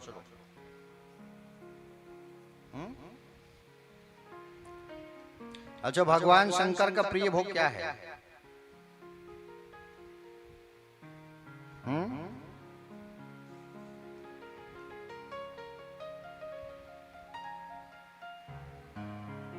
शिवलिंग, शिव की पूजा, शिव जी की पूजा कितने लोग करते हो? हाथ उठाओ।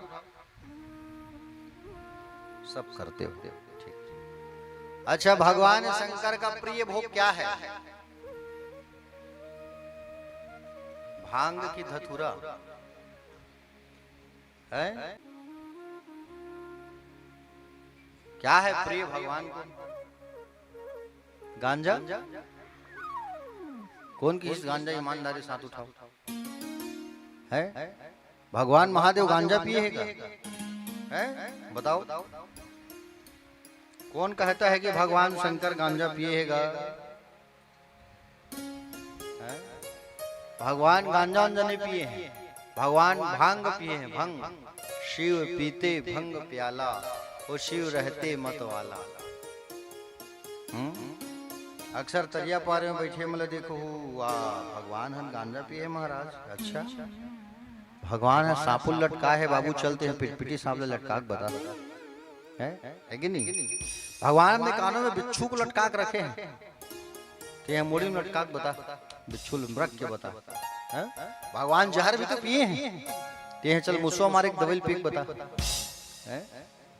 भगवान पिए हैं। अच्छा, कहाँ भगवान पिए हैं गांजा बताओ? ते भंग प्याला, शिव रहते मतवाला, शिव पार्वती प्यारा। समझ रहे हो ना? हाँ, तो भगवान शंकर का प्रिय भोग क्या है? चूरमा है, चूरमा। ठीक है, भगवान शिव का प्रिय भोग कहा गया है चूरमा। आटे का जो प्रसाद बनाते हो ना, सत्यनारायण जी की कथा करते वक्त बनाते हो नहीं, वही आटे का चूरमा भगवान शंकर का प्रिय भोग है। चूरमा कितना भोग लगना चाहिए?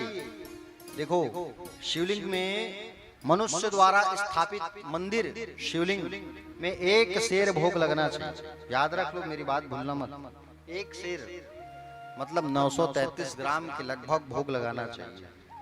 देवताओं के द्वारा निर्मित शिवलिंग या स्वयंभू जो स्वयं प्रकट हुए हैं, उस पे प्यारे आपको कम से कम 5 शेर भोग लगाना चाहिए। 4 किलो, ठीक है, 4.5 किलो के आसपास इतना भोग लगाना चाहिए। स्वयंभू शिवलिंग जहाँ है वहां पे, और आप अपने घर पे बनाए हो मंदिर तो कम से कम 1 शेर, ठीक है।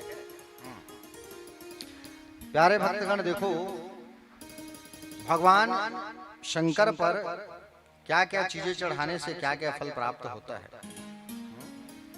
ठीक है। भगवान शंकर में वैसे तो आप लोगों को सबको पता है, भगवान के शिवलिंग में किसका किसका वास है पता है आप लोग। पीठ जो है जगदम्बा है, दाहिना भाग में गणेश जी होते हैं, बाएं में कार्तिकेय जी, बीच में अशोक सुंदरी का वास होता है, ठीक है। प्यारे भक्तगण देखो, श्रावण का महीना चल रहा है और श्रावण के मास में महीने में शुद्ध जल जब भगवान पे चढ़ाते हो आप तो क्या प्राप्त होता है? उससे पापों का क्षय होता है, मन की शुद्धि होती है। भगवान शंकर की पूजन करने से, गंगा जल चढ़ाने से क्या होता है? भगवान शंकर पर सब तीर्थों का पुण्य पवित्रता प्राप्ति होती है आपको। दूध जब भगवान पे चढ़ाते हो आप, दूध से अभिषेक करना चाहिए। दूध से अभिषेक करोगे तो क्या होता है? स्वास्थ्य अच्छा रहता है, उत्तम स्वास्थ्य की प्राप्ति होती है, सुख समृद्धि की प्राप्ति होती है दूध चढ़ाने से। दही चढ़ाने से क्या होता है? दही से जब आप अभिषेक करते हो तो धन धान्य की प्राप्ति होती है, वाहन सुख एवं गृहस्थ जीवन में उन्नति। ठीक, जितना चीज मैं बता रहा हूं उससे अभिषेक किया करो। घी, दूध दही के बाद आता है घी। घी से जब आप अभिषेक करते हो भगवान का, तो घी से अभिषेक करते हो तो क्या होता है? तेज, यश, बल, वंश वृद्धि। ठीक, शहद से जब आप अभिषेक करते हो तो समाज में सम्मान की प्राप्ति होती है, सहजता आती है, सरलता आती है, ठीक है। शक्कर से जब आप या मिश्री से अभिषेक करते हो तो क्या होता है? प्यारे भक्तगण, सुख सौभाग्य आनंद एवं मनोकामनाओं की पूर्ति होती है शक्कर चढ़ाने से। गन्ना का जो रस होता है उससे भी अभिषेक होता है, पता है आप? एक आध दिन ले आना, अभिषेक कराते हैं हमारे आचार्यगण, तो गन्ना का रस लाल होगा तो उससे भी अभिषेक हो जाएगा। गन्ना का जो रस होता है उससे कहीं अभिषेक करते हो तो लक्ष्मी की कृपा बनी रहती है, आर्थिक समस्या दूर होता है। पंचामृत से जब अभिषेक करते हो तो सौभाग्य की प्राप्ति होती है, भगवान शिव की कृपा बनी रहती है पंचामृत से अभिषेक करने से। नारियल के जल से भी अभिषेक होता है, ठीक है। किससे अभिषेक होता है? नारियल के जल से।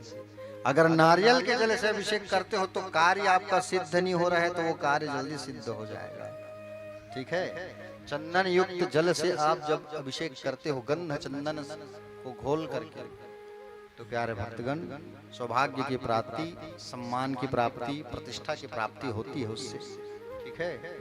प्यारे भक्तगण, कुशोदक, कुश से मिला हुआ जल, पानी में कुश डाल दिए हो, अगर उससे अभिषेक करते हो तो योग्य संतान की प्राप्ति होती है। जिनका संतान नहीं है वो सुन लीजिए, पानी में कुश डालो और उसी कुश युक्त जल से आप जब अभिषेक करते हो तो वंश वृद्धि होती है, आशीर्वाद की प्राप्ति होती है। पितृ दोष कहीं लगा हुआ है तो एक बाल्टी पानी में तिल डाल दो, और तिल से युक्त जल से जब आप भगवान का अभिषेक करते हो तो प्यारे पितृ दोष दूर होता है, शांति की प्राप्ति होती है, पापों का नाश होता है उससे, ठीक है। पानी में एक लोटा पानी भी लेके जा रहे हो शिव जी के मंदिर में, थोड़ा सा काला तिल डाल लो उसमें, पितृदोष शांति एवं पापों का नाश होता है, ठीक है। मक्खन से भी अभिषेक होता है भगवान शंकर का, लेकिन मक्खन जो है जुटा पाना बहुत दिक्कत की बात है। इतना सा मक्खन निकालने में तो घंटों लग जाता है। सरसों का तेल मिल सकता है आपको, सरसों के तेल से भी अभिषेक होता है भगवान शंकर का। सरसों के तेल से कहीं अभिषेक करते हो भगवान शिव जी का, तो शनि का जो बाधा है, वो शनि का जो बाधा है उसका नाश होता है, साहस में वृद्धि होती है। समझ रहे हो ना? अभिषेक करने से ये फायदा है प्यारे। अब इतना सब बताया हूं मैं, करना आप लोग। सरसों के तेल से अभिषेक करने से शत्रुओं का भी नाश होता है। शत्रु बहुत हैं, सरसों के तेल से अभिषेक करो, ठीक है प्यारे भक्तगण। तो इस तरीके से हमको भगवान का पूजन जो है, अभिषेक जो है करना चाहिए, ठीक है। भगवान का पूजा जो है, अभिषेक करना चाहिए। किन किन पदार्थों से मैं जो बोला हूँ उसको जो है ध्यान में आप रख ले रहो, और आप एक भगवान शिव का भजन करते हैं हम, ठीक है। आगे प्रवेश करेंगे कथा में। बोले महादेव भगवान की, काशी विश्वनाथ भगवान की। एक बार हाथ उठा के बड़े भाव से कहो एक बार। हाँ, ऐसे मजा थोड़ी आएगा। सब लोग एक साथ बोलो ना। जैसा आवाज आना चाहिए वैसा आ ही नहीं रहा है। ऐसा जोर से बोला करो। हर हर महादेव बोलने के फायदे क्या हैं ये भी बताऊंगा आपको, सब बता के जाऊंगा, बस ध्यान से सुनना आप लोग, ठीक है। बोलिए श्री शिव महापुराण की जय।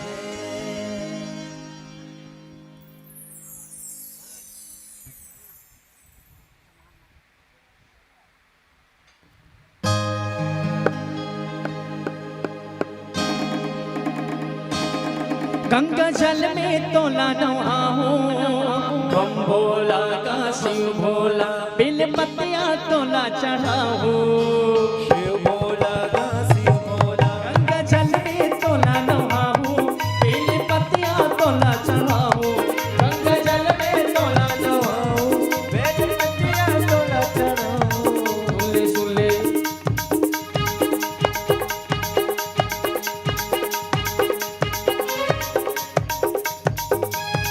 गंगा जल में तोला नहाऊं, बेल पतिया तोला चढ़ाऊं, सुले सुले सुले सुले सुले सुले सुले सुले सुले सुले ते मोरे गुहार। ये तोला गाड़ा गाड़ा है जो हाथ भोले बाबा, गाड़ा गाड़ा है जो हाथ, तोला गाड़ा गाड़ा है जो हाथ भोले बाबा, गाड़ा गाड़ा है जो हाथ। गंगा जल में तोला नहाऊं, हम भोला का शिव भोला। बेल पतिया तोला चढ़ाऊं, शिव भोला का शिव भोला। गंगा जल में तोला नहाऊं, बेल पतिया तोला चढ़ाऊं, सुले सुले सुले सुले सुले सुले सुले सुले सुले ते मोरो गुहार। ये तोला गाड़ा गाड़ा है जो हाथ भोले बाबा, गाड़ा गाड़ा है जो हाथ, तोला गाड़ा गाड़ा है जो हाथ भोले बाबा, गाड़ा गाड़ा है जो हाथ।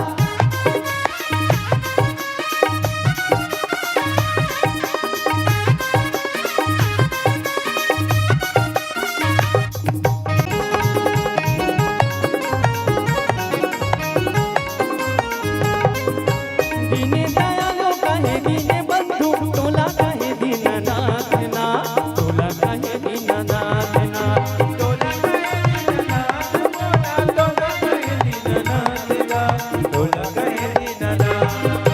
तीनों बेल के तोरे हाथ में, तीसरे आंखी तोरे माथ माँ, तीसरे आंखी तोरे माथ माँ, आत्मा भोला। तीसरे आंखी तोरे माथ माँ, तीसरे आंखी तोरे माथ माँ। तो चरण माँ से बाबा जाऊं, भोला का बम भोला। तो नरियल भेला चढ़ाऊं, शिव भोला का शिव भोला। तो चरण माँ दिया जलाऊं, तो नरियल भेला चढ़ाऊं, दे दे दे दे दे दे दे दे दे दे दे दे दे दे माया दुला। बोल शंकर भगवान की। तुमन आपका आवाज कावर करत हो।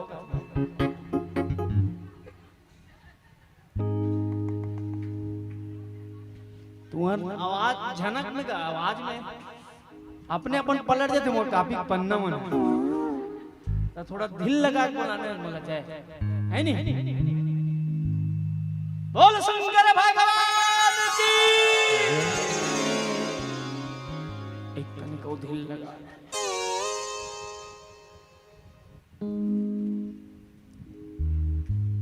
राधे राधे। अब क्या करना है अब बिल्कुल बोलना तो नहीं। हरे हरे दे दे दे दे माया दुला ये तुला गाड़ा गाड़ा है जो हाथ भोले बाबा गाड़ा गाड़ा है जो हाथ गाड़ा है जो हाथ भोले बाबा गाड़ा गाड़ा है जो गंगा जल में तोला नहाऊं बम्बोला का बम्बोला बेल पतिया तो ना चढ़ाऊं शिव भोला का शिव भोला गंगा जल में तोला नहाऊं बेल पतिया तो ना चढ़ाऊं सुन ले सुन ले सुन ले सुन ले ते मोरे दोहा तोला गाड़ा गाड़ा है जवार भोले बाबा गाड़ा गाड़ा है जवार गाड़ा गाड़ा है जवार भोले बाबा गाड़ा गाड़ा है जवार।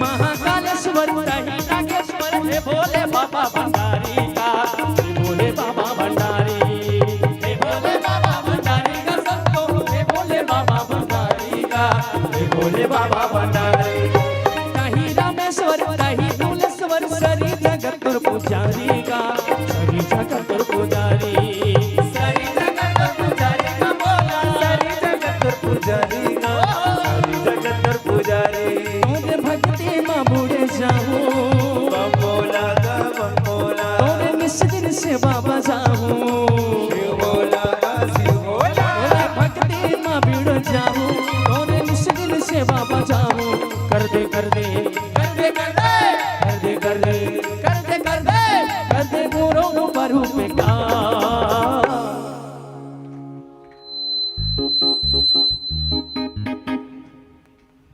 मैं थोड़ा भैरव किस्म की आदमी हूँ तो थोड़ा जोर से गाए है ना। तोला गाड़ा गाड़ा है जो हाथ भोले बाबा तोला गाड़ा गाड़ा है जो हाथ भोले बाबा तोला गाड़ा गाड़ा है जो हाथ भोले बाबा गाड़ा गाड़ा है जो हाथ भोले बाबा गाड़ा गाड़ा है जो गंगा जल में तोला नहाऊं बम्बोला का बम्बोला बेल पतिया तोला चढ़ाऊं शिव भोला का शिव भोला गंगा जल में तोला नहाऊं बेल पतिया तोला चढ़ाऊं सुन ले सुन ले सुन ले सुन ले सुन ले सुन ले ते मोरे गोहा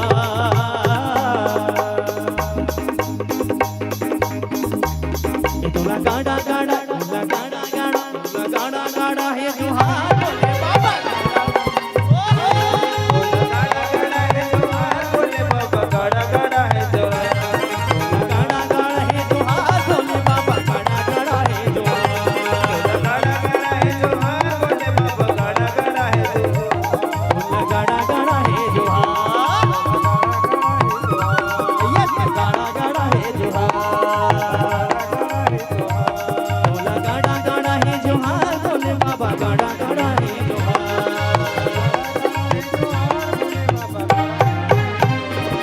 बोल गणेश के पापा की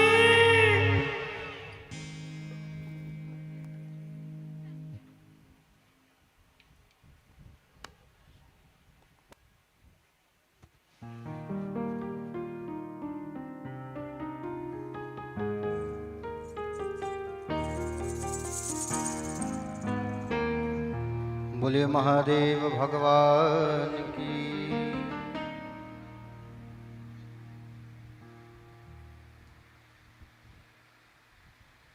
चलिए एक बार हाथ उठा के सभी कहिए मेरे साथ हर हर प्यारे भक्तगण, शिव पूजन आप लोग करते हो। संसार के आवागमन से कहीं आपको अगर मुक्ति पाना है तो शिवलिंग को माता और पिता मान करके पूजा करना चाहिए। शिवलिंग को माता पिता, जिनके माता पिता नहीं है वो शिव जी को ही पिता और अपना माता माने। माता और पिता मान करके जो व्यक्ति पूजन करता है वो जन्म मृत्यु से छूट जाता है। पितृ मातृ स्वरूपेण शिवलिंग प्रपूजयेत। प्यारे भक्तगण, शिव पूजा के 4 अंग होते हैं। वैसे तो शिव पूजन के लिए 3 चीजों का होना बहुत जरूरी है। पहला, मुख में शिव जी का नाम, ठीक है, भस्म और रुद्राक्ष। जो शिव जी की पूजन करता है उसके मुंह में मां ओम नमः शिवाय होना चाहिए।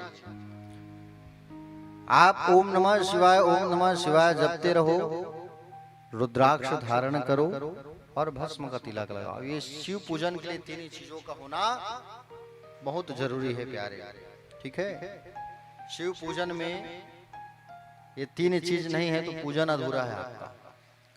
शिव जी की पूजन करते हो तो आपके गले में रुद्राक्ष होना बहुत जरूरी है। शिव पूजन कर रहे हो तो गले में रुद्राक्ष का होना बहुत जरूरी है। रुद्राक्ष कितने लोग धारण किए हो? हाथ उठाओ जरा। ठीक है, जितने लोग रुद्राक्ष पहने हो लोग मांस तो नहीं खाते ना? संडे हो या मंडे नहीं चलता ना? हाँ, बिल्कुल नहीं खाना, ठीक है। जैसे वैसे जितने लोग नहीं पहने हैं उन लोगों के लिए रुद्राक्ष सबको वितरण करेंगे। रुद्राक्ष चिंता मत करो, आप लोग सबको बांटेंगे रुद्राक्ष। प्यारे भक्तगण, भगवान शिव के मंदिर पर आप जब जाओ तो उससे पहले ओम का जाप करना चाहिए, प्रणव मंत्र का जाप करना चाहिए। ओम प्रणव, प्र का अर्थ है प्रकृति से उत्पन्न, संसार महासागर से परे। अणव का मतलब है नाव, जिसमें कोई प्रपंच नहीं है। प्रणव मंत्र 9 करोड़ जप करने से मनुष्य शुद्ध हो जाता है। ओम का जप करो, जो भगवान शिव के मुखार विंद से निकले है ओमकार, ठीक है। प्यारे भक्तगण, रुद्राक्ष की तो इतनी महिमा बताई गई है, मैं क्या बताऊं आपको। वैसे रुद्राक्ष के प्रकार और रुद्राक्ष की महिमा बताता हूं, आप ध्यान से सुनना, ठीक है। रुद्राक्ष के कितने प्रकार हैं और किनको किनको धारण करने से क्या होता है ये भी बता देता हूं आपको मैं। देखो, रुद्राक्ष जो होता है वो 14 मुखी तक होता है। रुद्राक्ष जो है कितना मुखी तक होता है? 14 मुखी तक का रुद्राक्ष बताया गया है यहाँ शिव महापुराण पर, ठीक है। काखर लइका रोवत है, लइका ले थोड़ा चुप कराओ, लइका के दाई हो। देखो, पहला रुद्राक्ष उत्पत्ति कैसे हुई है पता है आपको? प्यारे भक्तगण, रुद्राक्ष जो है वो भगवान शिव के आंखों से बहे हुए अश्रु से रुद्राक्ष की उत्पत्ति हुई है, ठीक है। एक समय भगवान शंकर बैठे हुए थे कैलाश पर्वत पर। पीछे से मां पार्वती आके भगवान की आंखों को बंद कर लेती है। भगवान के आंखों से अश्रु की बूंद जो है टपक जाती है, और अश्रु की बूंद जब टपकती है तो उसी से रुद्राक्ष की उत्पत्ति हो जाती है, ठीक है।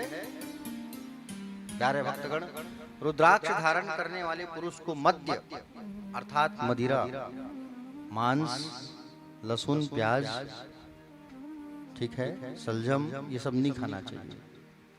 शिव महापुराण में वर्णन है, मध्यम मासम तु लसुनम पलांडुम शीघ्रमेव च, कहा गया है, इस पर पालन करना चाहिए, ठीक है। प्यारे भक्तगण, असली रुद्राक्ष को पहचान करना है तो जल में डुबाने से वो डूब जाता है, ठीक है, या 2 सिक्कों के बीच रखने से वो घूमता है, ये असली रुद्राक्ष का पहचान है। ठीक है, वैसे बताया गया है कि धात्री के समान जो रुद्राक्ष होता है वो अति उत्तम कहा गया है। धात्री मतलब, धात्री कहते हैं आंवला को। आंवला के समान जो रुद्राक्ष होता है वो श्रेष्ठ कहा गया है। पहले नंबर पर आता है एक मुखी रुद्राक्ष। कौन से मुखी रुद्राक्ष?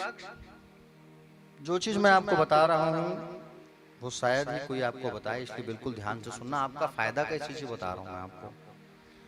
एक मुखी रुद्राक्ष जो होता है, एक वक्त्र शिव साक्षात भक्ति मुक्ति फलप्रदा। एक मुखी रुद्राक्ष जो होता है साक्षात शिव का स्वरूप माना जाता है। यह दुर्लभ रुद्राक्ष माना गया है एक मुखी रुद्राक्ष को। और इसे धारण करने से फायदा क्या है? जैसे कोई हार्ट का पेशेंट है, हृदय रोगी, नेत्र के रोग से परेशान है, कोई सिर दर्द चक्कर आना, तो एक मुखी रुद्राक्ष वो धारण कर सकता है। एक मुखी रुद्राक्ष को धारण करने का मंत्र है ओम श्रीम ह्रीम ब्रीम रुद्राक्षाय नमः। इसके बाद आता है अगले क्रम में दो मुखी रुद्राक्ष। दो मुखी रुद्राक्ष जो होता है ये शिव और शिवा, शिव और शक्ति का स्वरूप है। दो मुखी रुद्राक्ष धारण करने से गोवध, गौ हत्या जैसे पाप का तत्क्षण नाश हो जाता है। कौन सी मुखी रुद्राक्ष का धारण करने से? दो मुखी रुद्राक्ष धारण करने से। अगर आप पेन कॉपी अगर रखे हैं तो बिल्कुल लिख सकते हैं, और नहीं लिखना है तो लाइव हो रही है तो मोबाइल में निकाल के फिर से आप सुन सकते हैं कथा को। धारण कैसे करना है इसको? लाल रेशम धागा में पिरो करके सोमवार के दिन शिव जी में स्पर्श करा करके ओम ह्रीम महारुद्राक्षाय नमः यह मंत्र बोल करके दाहिने हाथ में धारण करना चाहिए दो मुखी रुद्राक्ष को। फेफड़ा, गुर्दा, वायु, आंखों के रोगों को दूर करता है ये दो मुखी रुद्राक्ष। ठीक है, अगले क्रम पर है त्रिवक्त्रो यो ही रुद्राक्ष साक्षात साधनदा सदा। तीन मुखी रुद्राक्ष, इसके अधिष्ठाता है मंगल, भगवान शिव और महाकाली। ठीक है, तीन मुखी रुद्राक्ष जो होता है इनके देवता कौन कौन से हैं? मंगल, शिव और महाकाली। ठीक है, इसे धारण करने का मंत्र है ब्रह्मा विष्णु देवाय नमः। इसे धारण करने से कई कई माताओं को मासिक धर्म में तकलीफ होती है। अगर किसी को अल्सर की बीमारी है, रक्तचाप है, तो वो तीन मुखी रुद्राक्ष धारण कर सकते हैं। ठीक है, लाल रेशमी धागे में पिरोकर रविवार के दिन सुबह सूर्योदय के समय इसको पहनना रहता है। अगले क्रम पर है चतुर्वक्त्र स्वयं ब्रह्मा नर हत्याम व्याप होती। चार मुखी रुद्राक्ष, चार मुखी रुद्राक्ष नर हत्या को दूर करता है, बुध ग्रह का प्रतिनिधित्व करता है, कन्या राशि इसे पहन सकता है। चार मुखी रुद्राक्ष, मानसिक रोगी, बुखार होना, बोले नाक की अगर बीमारी है तो ये सब धारण कर सकता है वो चतुर्मुखी रुद्राक्ष। इसको लाल रेशम धागा में पिरोकर गुरुवार के दिन केले के पौधे से स्पर्श करा करके प्रातः 8 बजे से पूर्व चतुर्मुख देवाय नमः मंत्र बोल करके इसको धारण करना चाहिए। चार मुखी रुद्राक्ष। अगले क्रम पर है पंचमुखी रुद्राक्ष। पंचवक्त्रा स्वयं रुद्रा कालाग्निर्नामता प्रभु। पांच मुखी रुद्राक्ष, यह बृहस्पति ग्रह का प्रतिनिधित्व करता है। पांच मुखी रुद्राक्ष स्वयं रुद्र स्वरूप है। प्यारे भक्तगण, ब्लड प्रेशर, मधुमेह, शुगर जिनको है वो अगर ओम ह्रीम रुद्राक्षाय नमः बोल करके सोमवार के दिन जो इसे पहनता है, प्यारे भक्तगण, उसका कष्ट दूर होता है। पंचमुखी रुद्राक्ष जो होता है वो प्रायः सभी लोग धारण कर सकते हैं। पंचमुखी रुद्राक्ष को सब पहन सकते हैं। ठीक है, बच्चे, बूढ़े, जवान, युवा सब। अगले क्रम पर है 6 मुखी रुद्राक्ष। षड़वक्त कार्तिकेय स्तुधारणात् दक्षिणे भुजे 6 मुखी रुद्राक्ष कार्तिकेय का स्वरूप है स्वयं। इसके अधिष्ठाता देवता है सूर्यदेव। दाहिनी भुजा में इसको धारण करना चाहिए, ब्रह्म हत्या जैसा पाप दूर हो जाता है। ठीक है, इसको धारण करने से जैसे किसी को चर्म रोग की बीमारी है, अनिद्रा, तनाव, ब्लड प्रेशर, दमा, तो 6 मुखी रुद्राक्ष धारण कर सकता है। ओम षडाननाय कह करके सोमवार के दिन। अगले क्रम पर है 7 मुखी रुद्राक्ष। 7 मुखी रुद्राक्ष जो होता है, यह रुद्राक्ष अनंग स्वरूप है और नाम से ही प्रसिद्ध है। माँ लक्ष्मी इनकी इष्ट है। 7 मुखी रुद्राक्ष की हड्डी के रोगों से अगर कोई परेशान है या किसी को शनि का दशा चलता है, लोहे से समस्या है, तो वो 7 मुखी रुद्राक्ष धारण कर सकता है। ठीक है, सोमवार के दिन लाल धागे में ओम ह्रीम क्रीम ह्रौम सोम नमः। इसके बाद है 8 मुखी वाला रुद्राक्ष, अष्टमुखी। ये 8 मुखी रुद्राक्ष जो होता है वो भैरव का स्वरूप है। ठीक है, भैरव का स्वरूप इसको कहा गया है।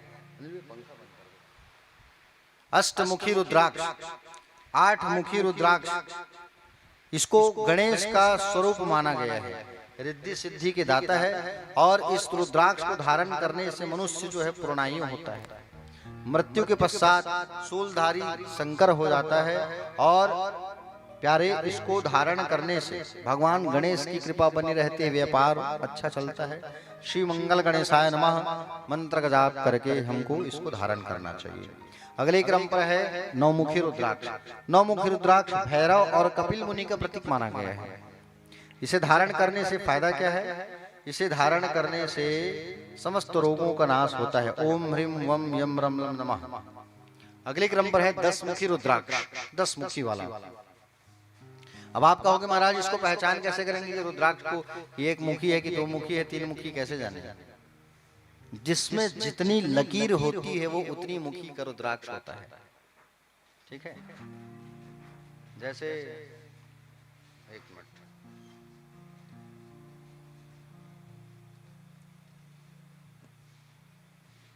रुद्राक्ष की माला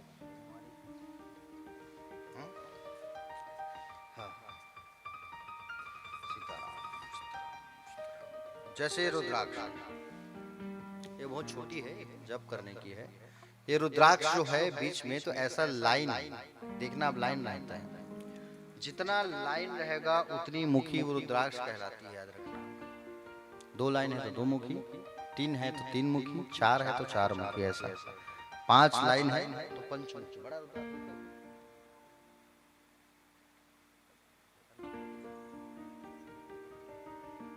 हाँ ये है रुद्राक्ष, बढ़िया याद दिलाए तो। ये रुद्राक्ष बिल्कुल राइट। देखिए इसमें ये लाइन बना हुआ है, 1 2 3 4 5, तो ये पंचमुखी रुद्राक्ष कह रहे हैं। आप लोगों को बाद में दिखा दूंगा आराम से, अभी पहन लेता हूँ। तो प्यारे भक्तगण, जितने लाइन उसमें होता है उतना वो रुद्राक्ष कहलाता है। ठीक है, तो कौन से रुद्राक्ष में पहुंचे थे हम? 10 मुखी। अगले क्रम पर है 11 रुद्राक्ष, 11 मुखी रुद्राक्ष। 11 मुखी रुद्राक्ष भगवान शंकर का रुद्र स्वरूप माना गया है। पीले रेशमी धागे में पिरोकर सोमवार के दिन पहनना चाहिए। सुख संपत्ति, मान सम्मान की प्राप्ति होती है इसको। ओम रूम शुम मुम युम रुद्राक्षाय नमः। 12 मुखी अगले क्रम पर है। 12 मुखी रुद्राक्ष भगवान सूर्य का स्वरूप माना गया है। ठीक है, और इसको धारण करने से बुद्धि की प्राप्ति होती है। कोई बच्चा अगर पढ़ाई लिखाई में बहुत कमजोर है तो उसे आप 12 मुखी रुद्राक्ष धारण करा दो। ओम श्रीम आदित्याय नमः कह करके सोमवार को लाल धागे में। 13 मुखी रुद्राक्ष, ये 13 मुखी रुद्राक्ष जो होता है ये इंद्र का स्वरूप माना गया है। ठीक है, इसे धारण करने से मान सम्मान, राज सम्मान, प्रतिष्ठा आदि की प्राप्ति होती है। ये ओम श्री इंद्र देवाय नमः। अगले क्रम पर है चतुर्मुखी, 14 मुखी रुद्राक्ष। ये रुद्राक्ष जो होता है ये स्वयं भगवान शंकर है, 14 मुखी वाला। ठीक है, 14 मुखी रुद्राक्ष जो है स्वयं क्या है? भगवान शंकर है। ये प्यारे भक्तगण, इसे धारण करने से भगवान शिव और पार्वती की कृपा बनी रहती है। ओम श्री शिवाय नमः। कह करके आप इसको धारण कर सकते हो। तिजोरी में रखने से धन की प्राप्ति होती है, श्रेष्ठ माना गया है। ठीक है, तो इसको धारण करने का मंत्र क्या है? ओम श्री शिवाय नमः। इसे धारण करने से या देखने से धन की प्राप्ति होती है, आत्मज्ञान की प्राप्ति होती है। इसके बाद एक और रुद्राक्ष है, 14 मुखी रुद्राक्ष, बाद में एक और आता है रुद्राक्ष, इसको कहा गया है गौरी शंकर रुद्राक्ष। कौन सा रुद्राक्ष? गौरी शंकर रुद्राक्ष। प्यारे भक्तगण, ये आपस में जुड़ा रहता है, गौरी और शंकर रुद्राक्ष जो है। ठीक है प्यारे भक्तगण, शिव पार्वती की कृपा इससे बनी रहती है और इसको आप प्रातः काल अपने मंदिर में रखो, तिजोरी में रखो, पूजन स्थान में रखो। ओम श्री शिव पार्वती नमः कह करके हृदय में धारण करना चाहिए। सारा कष्ट क्लेश जो है दूर होता है। रुद्राक्ष की माला को जो व्यक्ति धारण करता है उसे देख करके भूत प्रेत भी उससे दूर भागते हैं, याद रखना। रुद्राक्ष जो व्यक्ति धारण करता है वो स्वयं रुद्र का उसको स्वरूप समझना चाहिए। रुद्र स्वरूप समझ रहे हो ना आप? रुद्राक्ष जो होता है बच्चे बूढ़े सबको पहनना चाहिए, और जो शिव भक्त हैं उन्हें तो और बिल्कुल धारण करना चाहिए, रुद्राक्ष का पहनना चाहिए। रुद्राक्ष जो होता है प्यारे, कहा गया है कि एक बार एक गधा जो है विंध्य पर्वत में गधा को बोझ ढोने का काम कराया जाता था। वो गधा क्या करता था? विंध्य पर्वत में चढ़ता था, रुद्राक्ष को अपने पीठ में धारण करके, रुद्राक्ष के बोझ को पीठ में धारण करके चढ़ता था, आता था, ये उतरता था। जब वो मर गया तो वो सीधा कैलाश में रहने वाला कैलाश का निवासी बन गया। बताओ अब वो गधा क्या पता रुद्राक्ष की महिमा पता होगा क्या? वो गधा जब मरा तो रुद्राक्ष को वो पीठ पे धारण करता था, बोझ ढोता था। वो मर गया तो उसका कैलाश का वासी बन गया। एक ब्राह्मण था, एक ब्राह्मण बालक था प्यारे भक्तगण, उसकी मृत्यु हुई। जिस स्थान पे वो मरा, शिव महापुराण के अनुसार जिस स्थान पर उस ब्राह्मण बालक की मौत हुई, मृत्यु हुई, वहां 10 फीट नीचे गड्ढा में एक रुद्राक्ष दबा हुआ था। यम के दूत जब लेने आए तो शिव के गण आकर के उन यम के दूतों को भगा दिए। बताओ 10 फीट गड्ढा किसको कहते हैं? 10 फीट ये होगा, ये राड से ऐसे नीचे देख लो, 10 फीट। अब 10 फीट गड्ढा के नीचे अगर रुद्राक्ष दबा है, वहां उस ब्राह्मण के बच्चे की मृत्यु हुई तो सीधा वो क्या हो गया? कैलाश का वासी बन गया वो। बताइए, बोलिए महादेव भगवान की। प्यारे भक्तगण, तो ये रुद्राक्ष की महिमा है। रुद्राक्ष को धारण करने वाले लोग जो है प्यारे, इतना ध्यान जान लो आप कि बिल्कुल आपको मांस ग्रहण नहीं करना है, मांस से दूर रहना है। शिव पूजन में आपको बता दूं मैं, भगवान को चढ़ाने के लिए भस्म और बेलपत्र, दूबी, ये सब भगवान को चढ़ाना चाहिए। ठीक है, और ये सब चढ़ाने से बहुत पुण्य की प्राप्ति होती है। जैसे आप समी का पत्ता तोड़ते हो तो समी का पत्ता अगर आप चढ़ाते हो भगवान में, तो एक मान के चलो आप कि अगर आप नित्य भगवान में समी का पत्र चढ़ाते हो, अर्पण करते हो, तो मोक्ष जल्दी होगा उससे आपका। 1 लाख संख्या में जो व्यक्ति बेल के पत्तों से पूजन करता है भगवान शंकर का, तो लक्ष्मी की प्राप्ति होती है। जो व्यक्ति रोज महामृत्युंजय का जप करता है, 5 लाख मंत्र जब पूरा कर लेते हैं, तो भगवान शिव का साक्षात दर्शन हो जाता है। महामृत्युंजय मंत्र 1 लाख जप करने से शरीर की शुद्धि होती है।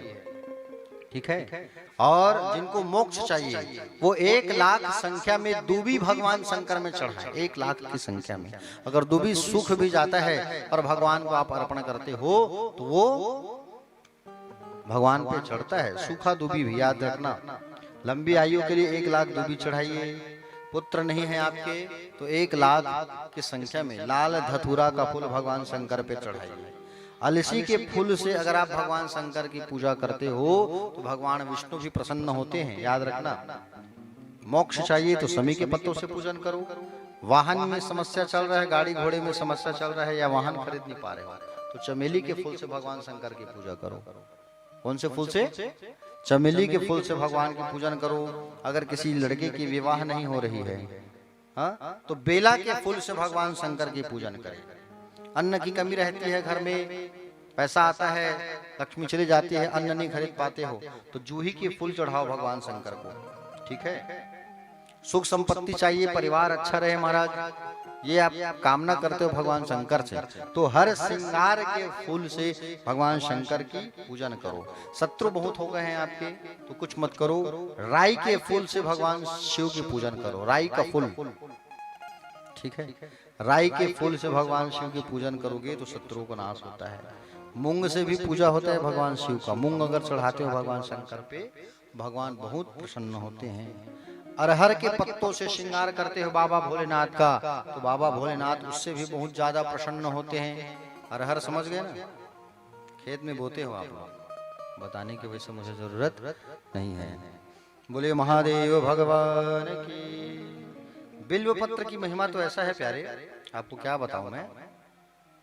बिल्व पत्र जो होता है उसमें एक पत्ता जो है साक्षात ब्रह्मा है, एक विष्णु है और एक रुद्र है, ठीक है। बेल का जो पत्ता है वो बहुत पुण्य माना गया है भगवान शंकर पे चढ़ाने का, ठीक है। और इसलिए भगवान शंकर में बेल पत्ता चढ़ा करके हम सबको पूजन करना चाहिए। बेल का जो पत्ता है ना, बहुत पुण्य होता है भगवान में चढ़ाने से। बेल का पत्ता जो है कब कब नहीं तोड़ना चाहिए, सोमवार को। सोमवार को बेल पत्ता कितने लोग तोड़े थे, मत तोड़ना, ठीक है। और सोमवार को बेल पत्ता नहीं तोड़ना चाहिए, पूर्णिमा में नहीं तोड़ना चाहिए, अमावस्या में नहीं तोड़ना चाहिए, ग्रहण काल में नहीं तोड़ना चाहिए, ठीक है। बेल के पत्तों की महिमा है प्यारे। बेल पत्ता, अगर एक बेल पत्ता आप भगवान शंकर पे चढ़ाते हो तो भगवान बहुत प्रसन्न होते हैं। बेल के पत्ते में बहुत बल रहता है, समझ रहे हो ना। इतना बल पूछो मत, कैसे, आइए बताते हैं आपको भजन के माध्यम से। हरे तीन पत्तों में क्या बल है, जिसमें भोला मगन है। हरे तीन पत्तों में क्या बल है, जिसमें भोला मगन है। हरे तीन पत्तों में क्या बल है, जिसमें भोला मगन है। हरे तीन पत्तों में क्या बल है, जिसमें भोला मगन है। हरे तीन पत्तों में क्या बल है, जिसमें भोला मगन है। हरे तीन पत्तों में क्या बल है, जिसमें भोला मगन है। भोला मगन है जी, भोला मगन है। भोला मगन है जी, भोला मगन है। भोला मगन है जी, भोला मगन है। भोला मगन है जी, भोला मगन है। हरे तीन पत्तों में क्या बल है, हरे तीन पत्तों में क्या बल है, जिसमें भोला मगन है। हरे तीन पत्तों में क्या बल है, जिसमें भोला मगन है। आइए सब गाइए।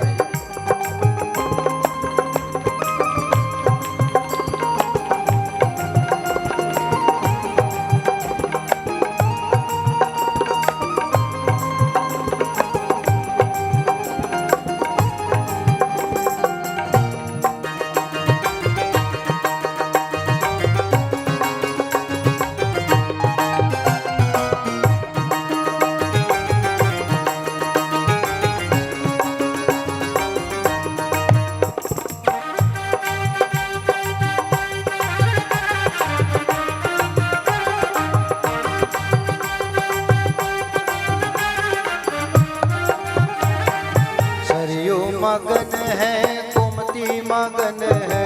जो मगन है, गोमती मगन है। सरयू मगन है, गोमती मगन है।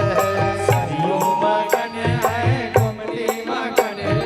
गंगा में ऐसा क्या बल है, गंगा में ऐसा क्या बल है, जिसमें भोला मगन है। हरे तीन पत्तों में क्या दम है, जिसमें भोला मगन है।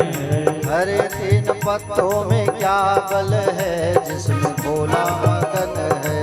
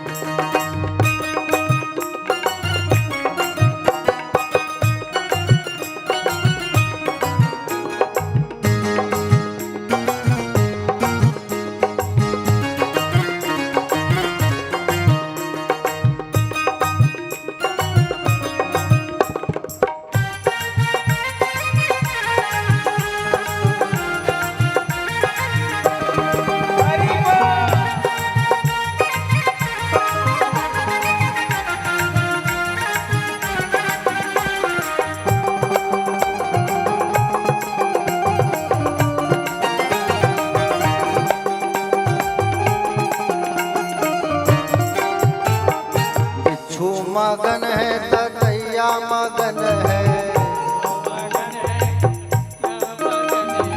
बिच्छू मगन है ततैया मगन है,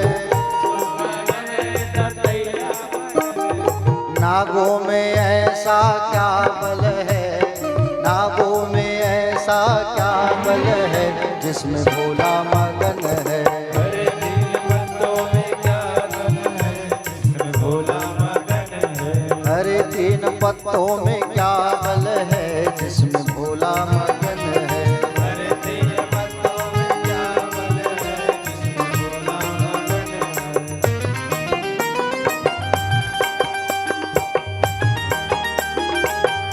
जिसमें भोला मगन है। जय हो।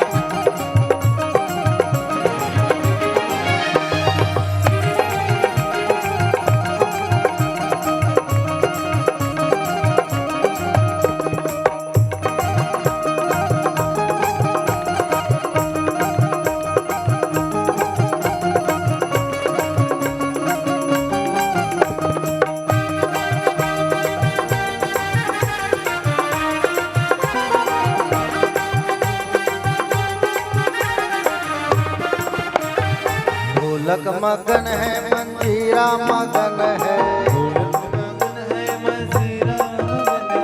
ढोलक मगन है मंजीरा मगन है, डमरू में ऐसा क्या बल है, डमरू में ऐसा क्या बल है, जिसमें भोला। हरे तीन पत्तों में क्या बल है, जिसमें भोला मगन है। हरे तीन पत्तों में क्या बल है, जिसमें भोला मगन है। हरे तीन पत्तों में क्या बल है, जिसमें भोला मगन है।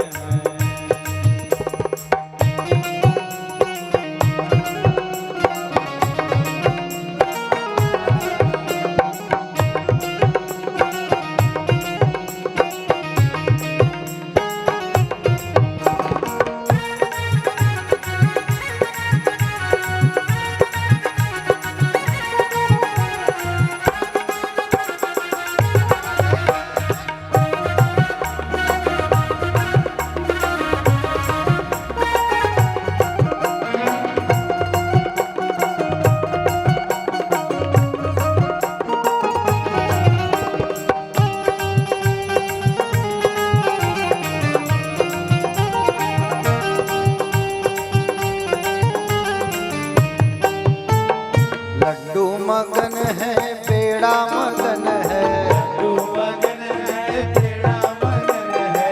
लड्डू मगन है जी पेड़ा मगन है, लड्डू मगन है पेड़ा मगन है। धतूरे में ऐसा क्या बल है, धतूरे में ऐसा क्या बल है, जिसमें भोला मगन है। हरे तीन पत्तों में क्या बल है, जिसमें भोला मगन है। हरे तीन पत्तों में क्या बल है, जिसमें भोला मगन है। हरे तीन पत्तों में क्या बल है, जिसमें भोला मगन है। भोला मगन है जी भोला मगन है, भोला मगन है जी भोला मगन है। भोला मगन है जी भोला मगन है। भोला मगन है जी भोला मगन है।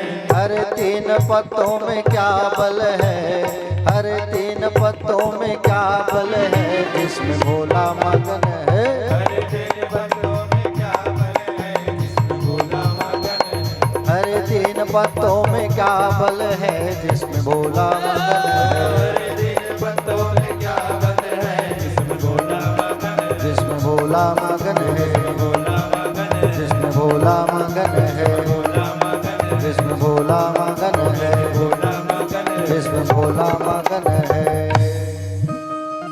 हरे तीन पत्तों में क्या बल है जिसमें भोला मगन है। तो बेलपत्र की उत्पत्ति कैसे हुई थी कल बताऊंगा मैं। आज कथा को आगे बढ़ाते हैं। एक बार हाथ उठा के सभी कहेंगे मेरे साथ हर हर। प्यारे भक्तगण, सौनक जी महाराज ने सूर्य जी महाराज से पूछा कि बोले कौन से लिंग का विधान है, पूजन क्या है महाराज बताइए। तो कहा गया ब्राह्मणों के लिए रसलिंग या पारत शिवलिंग, क्षत्रिय के लिए बाणलिंग, वैश्य के लिए स्वर्णलिंग, शूद्र के लिए शिलालिंग, स्त्री के लिए पार्थिव लिंग। ठीक है। विरक्त स्त्री अगर है तो उसको रसलिंग या स्फटिक के लिंग से पूजा करना चाहिए। विरक्त मतलब विधवा है ना, उनको कौन सा शिवलिंग की पूजन करना चाहिए। स्फटिक की शिवलिंग पूजन करने से विशेष फल की प्राप्ति होती है। बाणलिंग या स्फटिक लिंग जो होती है उसकी पूजा तो सबको करना चाहिए, लेकिन जैसे देवों में महेश्वर, नदियों में गंगा, मंत्रों में प्रणव, पुरियों में काशी, व्रत में शिवरात्रि, देवियों में उमा श्रेष्ठ है, वैसे ही लिंगों में पार्थिव लिंग श्रेष्ठ कही गई है। सतयुग में मणिलिंग, त्रेता में स्वर्णलिंग, द्वापर में पारत और कलयुग में पार्थिव लिंग के पूजन का विधान है। ठीक है। कलयुग में पार्थिव लिंग बना करके पूजन करना चाहिए। मिट्टी के शिवलिंग बना करके आप लोग करते हो ना, मिट्टी के शिवलिंग बना के अभिषेक। यहाँ रोज अभिषेक होती है सुबह। जो भक्त वही माताएं अभिषेक में शामिल होना चाहते हैं वो सुबह 9:30 10 बजे आप लोग यहाँ पहुंचे। 10 बजे आप लोग आओ, यहाँ अभिषेक होती है। कोई चार्ज नहीं है अभिषेक का, आके बैठ सकते हो, अभिषेक का पुण्य मिलेगा आपको। ठीक है। हाँ, अभिषेक करने का कोई चार्ज नहीं है। सारा चार्ज जो है राजेश बाबू वहन कर रहे हैं आप लोगों के लिए। ठीक है। तो आप लोग सुबह 10 बजे रोज आ सकते हो अभिषेक करने। यहाँ अभिषेक होता है सार्वजनिक, सब बैठ के पूजा कर सकते हो, सबको फायदा है उससे, कोई मना ही नहीं है। ठीक है। प्यारे भक्तगण, शिवलिंग जो आप बनाते हो सुबह, मिट्टी लाते हो या शिवलिंग लाते हो तो क्या मंत्र बोलना चाहिए, या घर में बनाते हो शिवलिंग क्या बोलना चाहिए, क्या बोल करके बनाना चाहिए, क्या बोल के पूजा करना चाहिए, क्या बोल करके विसर्जन करना चाहिए। 8 मंत्र हैं, बता रहा हूं, सुन लो। ठीक है। 8 ये स्टेप बता रहा हूं, कान खोल करके सुन लो, काम आएगा जिंदगी भर। ठीक है। हाँ, तूता वाले महाराज है, कम से कम बता के गए हैं, बहुत बहुल पुण्य मिली है। पार्थिव लिंग बनाने के लिए जब आप खेत जाते हो या गमला से मिट्टी लाने जाते हो तो क्या कहना चाहिए। ओम हराय नमः, ओम हराय नमः कह करके मिट्टी लाना चाहिए। लिंग को निर्माण जब करते हो तब क्या कहना चाहिए। ओम महेश्वराय नमः। मिट्टी लाने के समय क्या कहना चाहिए। ओम हराय नमः। और शिवलिंग जब बनाना चालू करते हो तब क्या कहना चाहिए। ओम महेश्वराय नमः। लिंग बना करके जब उसको उठा करके परात में, थाली में, आसन में जब रखते हो तब क्या कहना चाहिए। ओम शंभवे नमः, प्रतिष्ठा करते समय। ठीक है। उसके बाद में रख करके हाथ जोड़ करके जब बुलाते हो महादेव को, हे भगवान आप आओ, तब क्या कहना चाहिए। आपको कहना चाहिए ओम शूलपाणये नमः। ठीक है। शिव जी का आवाहन करो तो क्या कहो। ओम शूलपाणये नमः। और शिवलिंग में जब नहलाते हो, जल डालते हो तो क्या कहना चाहिए। शिवलिंग को नहलाते समय कहना चाहिए ओम पिनाक धृषे नमः, ओम पिनाक धृषे नमः, ओम पिनाक धृषे नमः कह के नहलाना चाहिए भगवान को, याद रखो। ठीक है। पूजा जब करते हो, कुमकुम चंदन बेलपत्र समी पत्र जब चढ़ाते हो, धूप दीप दिखाते हो, तो क्या कहना चाहिए? ओम शिवाय नमः। क्या कहना चाहिए? ओम शिवाय नमः। ठीक है। हाँ, और पूजा करने के बाद क्षमा याचना किया करो, भगवान भूल चूक हुआ है पूजा पाठ में, उसे क्षमा करो। तो क्षमा मांगने के लिए कौन सा मंत्र बोलना चाहिए? ओम पशुपतये नमः। क्या कहना चाहिए? ओम पशुपतये नमः कहना चाहिए। और जब लिंग को उठा करके विसर्जन करने जब जाओगे तालाब में, नदी में, नहर में, नाला में, तो क्या कहना चाहिए विसर्जन करने के समय? ओम महादेवाय नमः। ठंडा करने गए थे नहीं आज? हैं? क्या बोल के ठंडा करे हो? जय महादेव भगवान, ओम नमः शिवाय, श्री शिवाय नमस्तुभ्यम। है तो एक और मंत्र शामिल कर लो।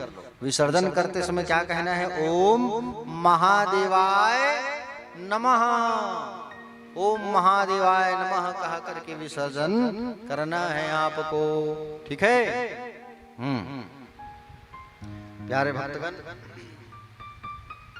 भगवान शंकर कैलाश पर्वत पर सुंदर सिंहासन पर विराजमान, सनंद आदि भक्तों से पूजित, भक्तों के दुख रूपी दावानल को नष्ट करने वाले अप्रमेय उमा के साथ विराजित विश्व के आभूषण भगवान शिव का हमें चिंतन करना चाहिए। कि ध्याये नित्यं महेशं रजतगिरिनिभं चारुचंद्रावतंसं रत्नाकल्पोज्ज्वलांगं परशो मृगवराभेति हस्तं प्रसन्नं।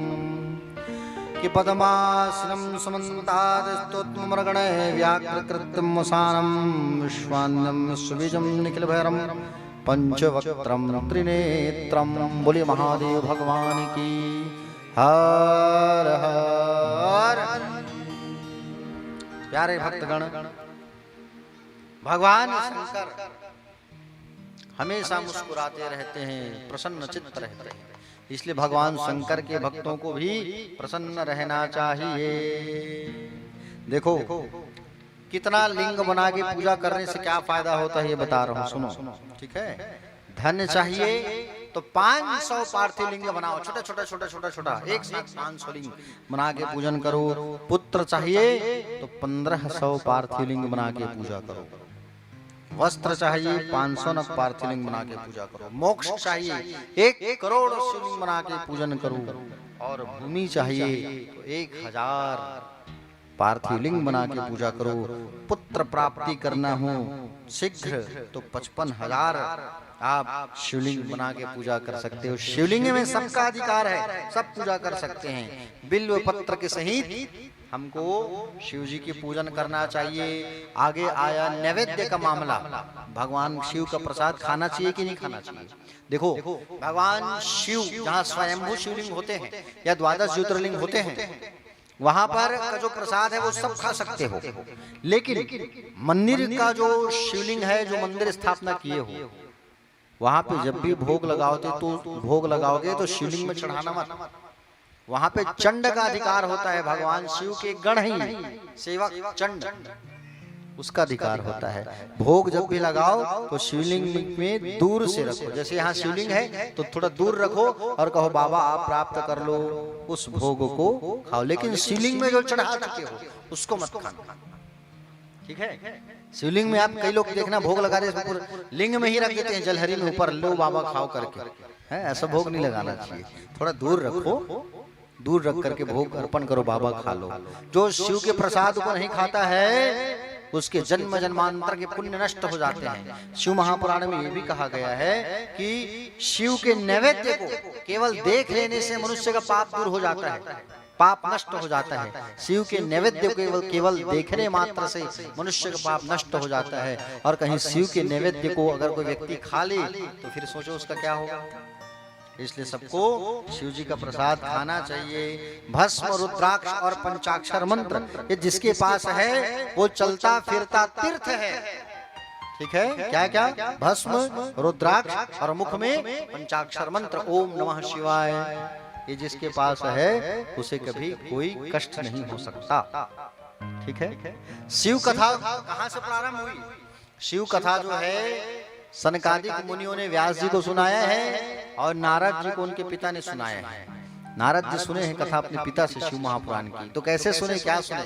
अब यहाँ से कथा प्रारंभ हो रही है, मुख्य कथा। ठीक, आइए आगे चलते हैं कथा पे।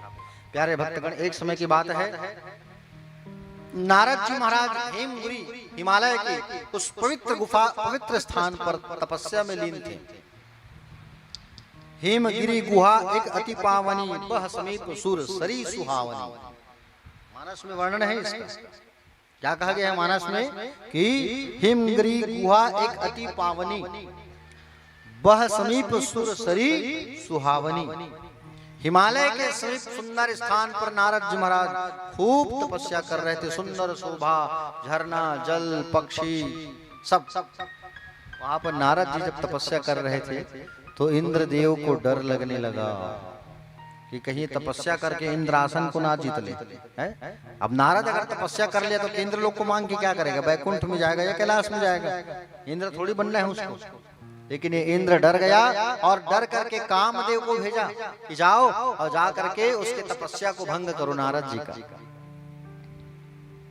नारद जी के तपस्या को भंग करने के लिए कामदेव को भेजा और कामदेव जैसे ही आए तो नारद जी के सामने बसंत ऋतु का उत्पत्ति कर दिए। उनको जगाने के लिए अप्सराओं को बुलाया, नृत्य के, कुछ नहीं हुआ।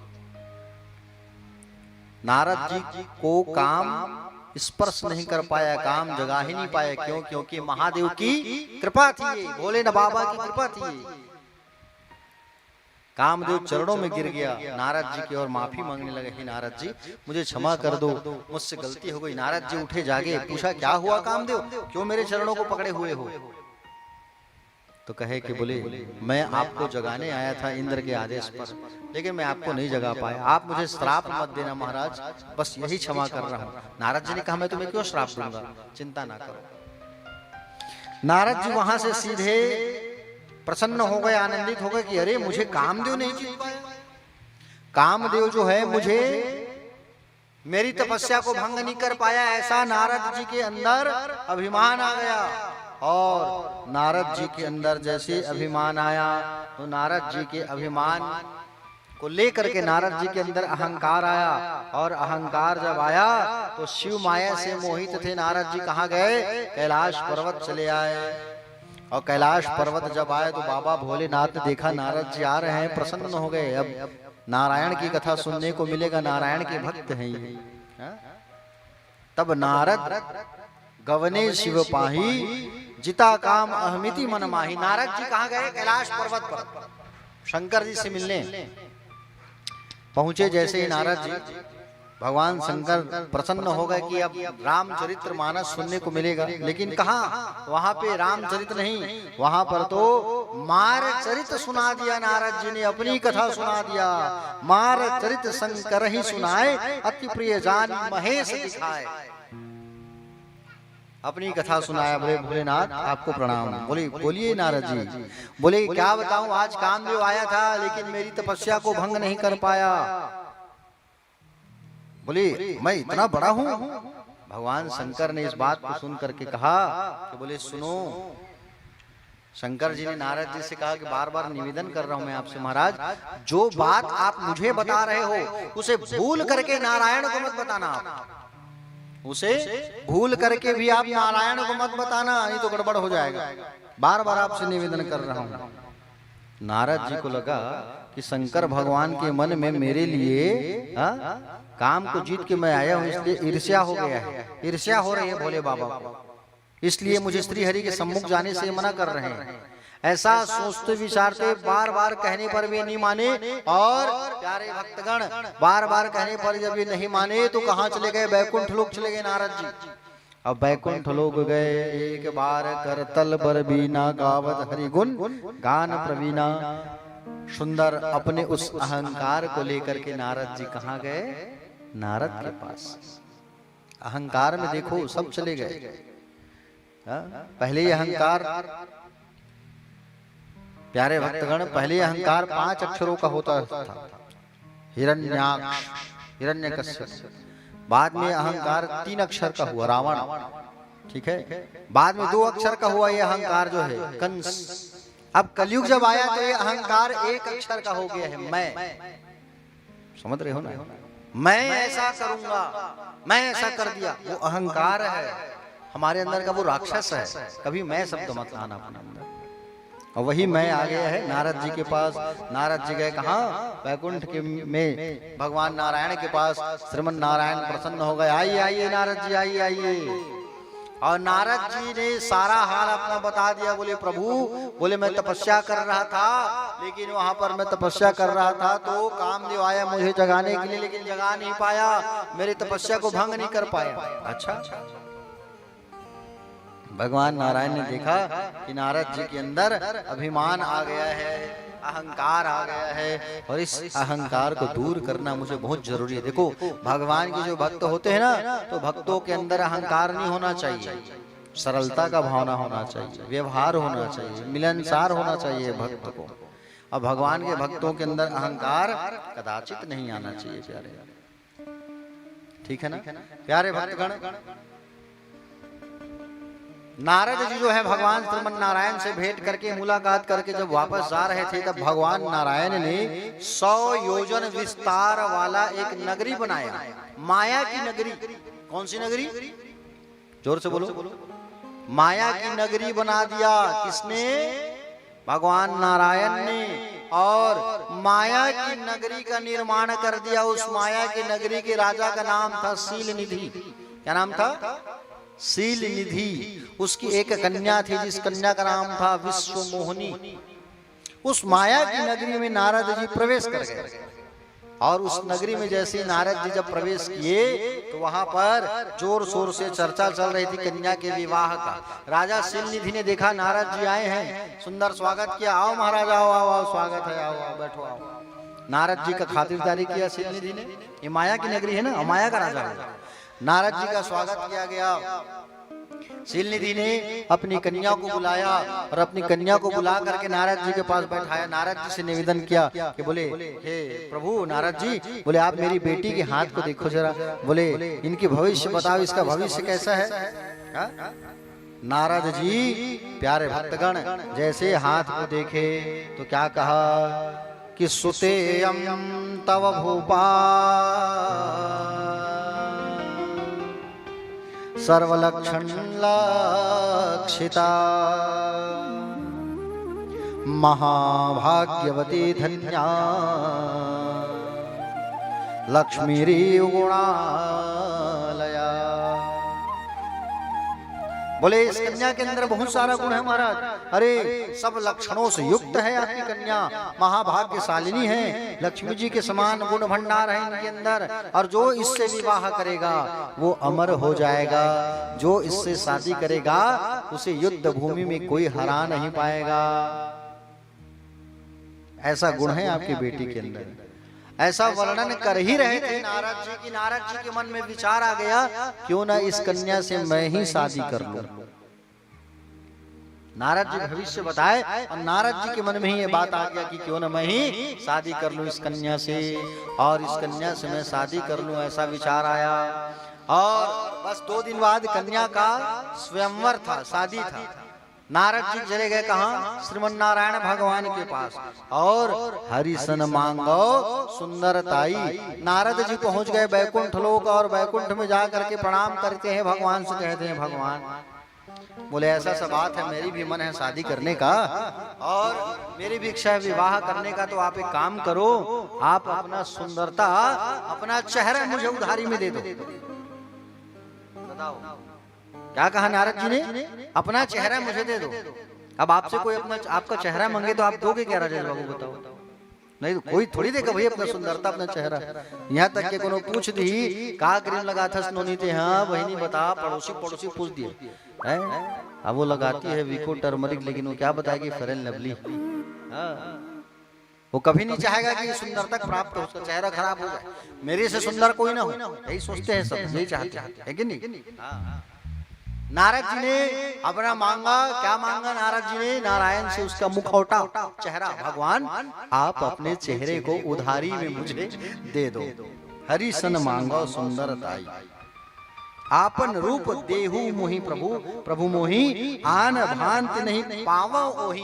बोले मुझे प्रभु आप अपना सुंदरता दे दो कुछ दिनों के लिए, हाँ? ताकि वो कन्या सुंदरता को देखेगी तो जयमाला मेरे गले में डाल देगी। प्रभु निवेदन है प्रभु, किंतु ये भी आप ध्यान रखना। नारद जी ने क्या कहा? किंतु ये भी ध्यान रखना कि जिसमें मेरा हित हो, जिसमें मेरा फायदा हो वही काम करना। भगवान ने कहा बिल्कुल।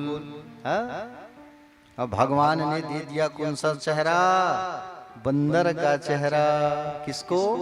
नारद को, क्योंकि उसमें भलाई है नारद की, इसलिए भगवान ने अपना मुखौटा नहीं दिया, अपना चेहरा नहीं दिया। भगवान ने कौन सा चेहरा दिया? बंदर का चेहरा दे दिया नारद जी को।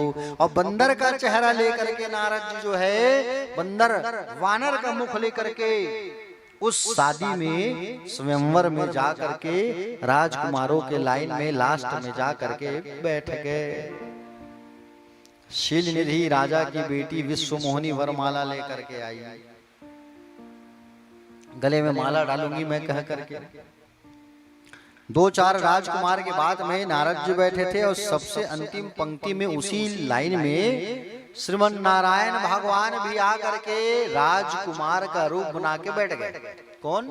नारायण राजकुमार का रूप बना करके बैठ गए सुंदर भगवान नारायण जो है। और बीच में बैठे हैं कौन? नारद, बंदर का चेहरा लेके। अब वो कन्या आई, माला लेके पहनाने के लिए जा रही है वरमाला, कोई पसंद नहीं आ रहे हैं। बीच में बोले नारद जी बैठे हैं, उठ गए, मुझे देखे और मेरे सुंदरता को देख करके मेरे अंदर मेरे गले में माला डाल दी, खड़े हो गए। शील निधि की बेटी विश्व मोहिनी माला लेकर के जा रही थी, गुस्से में आई, गुस्से में आके भड़क गई। बंदर का चेहरा लेके आया है, कुछ बोली नहीं लेकिन गुस्से से देखी और आगे बढ़ गई। आगे जब बढ़ी तो वहां श्रीमन नारायण भगवान बैठे थे, उनके गले में राजकुमार के रूप में उनके गले में माला डाले और उनको अपना पति चुनी और भगवान उनको लेकर के वहां से चले गए। भगवान वहां से उनको लेकर के चले गए। भगवान के भक्त नारद जी जहां बंदर का चेहरा लेके बैठे थे, उसके जस्ट पीछे में भगवान शिव के दो गण खड़े थे। वो हंसने लगे, बार बार चिढ़ाने लगे, महाराज पहले अपना चेहरा तो देखो, शादी करने आ गए। शिव के गणों ने जब कहा तो पानी में जब जा करके अपना चेहरा देखा, जल में जब अपना चेहरा देखा, अब बंदर का चेहरा जब देखा तो नारद जी को गुस्सा आ गया, क्रोध आ गया। अब भयंकर क्रोध लेकर के भगवान नारायण को जाने लगे श्राप देने के लिए। और श्राप देने के लिए जब जा रहे थे तो मार्ग में ही भगवान नारायण मिल गए। बाजू में बैठी थी सुंदरी कन्या और गुस्सा में आ गए और नारद जी श्राप दे बैठे कि बोले आपने बोले मुझे अपना चेहरा नहीं दिया, बंदर का चेहरा दिया। जाओ, मैं श्राप देता हूँ आपको श्रीमन नारायण, जिस नारी के लिए आज मैं तड़पा हूँ उसी नारी के लिए आप पग पग तड़पोगे, ये मेरा श्राप है। आप भी मानव अवतार में मर्यादा का अवतार लोगे, मनुष्य का अवतार लेकर के आप दर दर भटकोगे नारी के लिए, ये मेरा श्राप है। श्राप दे दिया। शिव के गण बाजू में थे, वो भी हंस रहे थे। भगवान के भक्त नारद जी ने उनको भी श्राप दिया, तुम दोनों हंस रहे हो मुझे देख करके, मैं तुम्हें भी श्राप देता हूं कि तुम राक्षस जाति में जन्म लोगे, जाओ। भगवान नारायण से कहा भगवान आपने मुझे बंदर का चेहरा दिया, वही बंदर आपके काम आएंगे, याद रखना एक समय में वही बंदर भगवान के काम आए कि नहीं आए। जैसे ही नारद जी ने श्राप दिया, फिर भगवान नारायण ने नारद जी के अंदर से वो माया को खींच लिया, बाहर कर दिया। और माया को जैसे ही खींचे तो नारद जी जान गए, अरे बाप रे मुझसे कितनी बड़ी गलती हो गई, हे भगवान मुझे माफ कर दो, मुझसे बहुत बड़ी गलती हो गई। नारद जी इसमें आपकी गलती नहीं है, ये तो हमको लीला करना ही था। आपका श्राप, आपने श्राप दिया है, उस श्राप को तो सिद्ध करना है मुझे। भगवान श्रीमन नारायण राम अवतार में आए और वही माँ सीता का अपहरण जब हुआ तो माँ सीता की खोज में दर दर भटके हैं। नारद जी का श्राप था, समझ रहे हो ना? वही दो शिव के गण रावण और कंस बन करके आए। भगवान नारायण के चरणों को प्रणाम करके कहे भगवान आप बताइए। ये बोले मेरा मन शांत कैसे होगा? मैंने आपको श्राप दे दिया है, अब ये पाप मेरा कैसे मिटेगा? आप मुझे बताइए हे प्रभु। मैंने भगवान शिव से ईर्ष्या की, भगवान शिव ने मुझे मना किया था कि मत जाना, फिर भी मेरे मन में बात आया कि शंकर जी मुझसे जलन करते हैं, ईर्ष्या करते हैं, मैं उनकी बात को नहीं माना। प्रभु मुझसे गलती हो गई, मैं शंकर जी से ईर्ष्या कर बैठा, ये पाप मेरा कैसे दूर होगा? मुझे माफ कर दो, बताइए उपाय बताइए। भगवान श्रीमन नारायण ने कहा कि आप शंकर सतनाम का पाठ करो, जिससे आपका ये दोष दूर हो जाएगा। शिव की महिमा का गुणगान करो, शिव नाम का आप उच्चारण करो, जिसके चलते आपका सारा कष्ट दूर हो जाएगा। प्यारे भक्तगण, उसके पश्चात नारद जी कहाँ आए? अपने पिता के पास। और पिता के पास आए, ओम नमः शिवाय का जाप करने लगे। पिता से आज्ञा लेकर के नारद जी जो है, प्यारे भक्तगण, कई साल तक भगवान शंकर का तपस्या किया, उन्होंने आराधना किया, ओम नमः शिवाय मंत्र का जाप किया। और उसके बाद प्यारे भक्तगण, जब तपस्या पूरा हुआ, तब अपने पिता के पास आए, ब्रह्मा के पास, और ब्रह्मा के पास आकर के फिर सुंदर शिव पुराण की कथा को सुनने लगे। कौन? नारद जी। ब्रह्मा के पास आकर के निवेदन किया है, पिताजी अब आप मुझे शिव चरित्र का रसपान कराइए, मुझे शिव चरित्र सुनना है, आप मुझे शिव चरित्र सुनाइए, शिव पुराण की कथा सुनाइए। तब यहाँ से आरंभ हुआ क्या? कौन सी कथा? शिव चरित्र की कथा यहाँ से आरंभ होता है। बोलिए शिव महापुराण की। शिव चरित्र की कथा यहाँ से प्रारंभ हुआ प्यारे। अब यहाँ से कथा सुनने लगे कौन? भगवान के भक्त नारद जी, और कथा सुनाने लगे कौन? ब्रह्मा जी। ठीक है प्यारे भक्तगण, देखिए नारद जी आकर के भगवान ब्रह्मा से प्रार्थना की कि आप मुझे सुंदर कथा रसपान कराइए, मुझे कथा सुनना है। ब्रह्मलोक पर सुंदर नारद जी शिव महापुराण की दिव्य कथा का रसपान करना प्रारंभ किए। अब आगे क्या सुनाए, कैसे सुनाए, इन सब कथाओं को हम सब कल रसपान करेंगे प्यारे भक्तगण। और आज अपनी वाणी को हम यहीं विश्राम करते हैं। आइए आरती की तैयारी के पहले एक सुंदर भजन करते हैं, उसके बाद फिर हम सब जो है आरती करेंगे। एक बार सभी हाथ उठा करके कह देंगे हर हर। तब तक आरती की तैयारी भी कर लीजिए हम लोग, है ना। आप अपने स्थान में बढ़िया खड़े भी हो जाइए।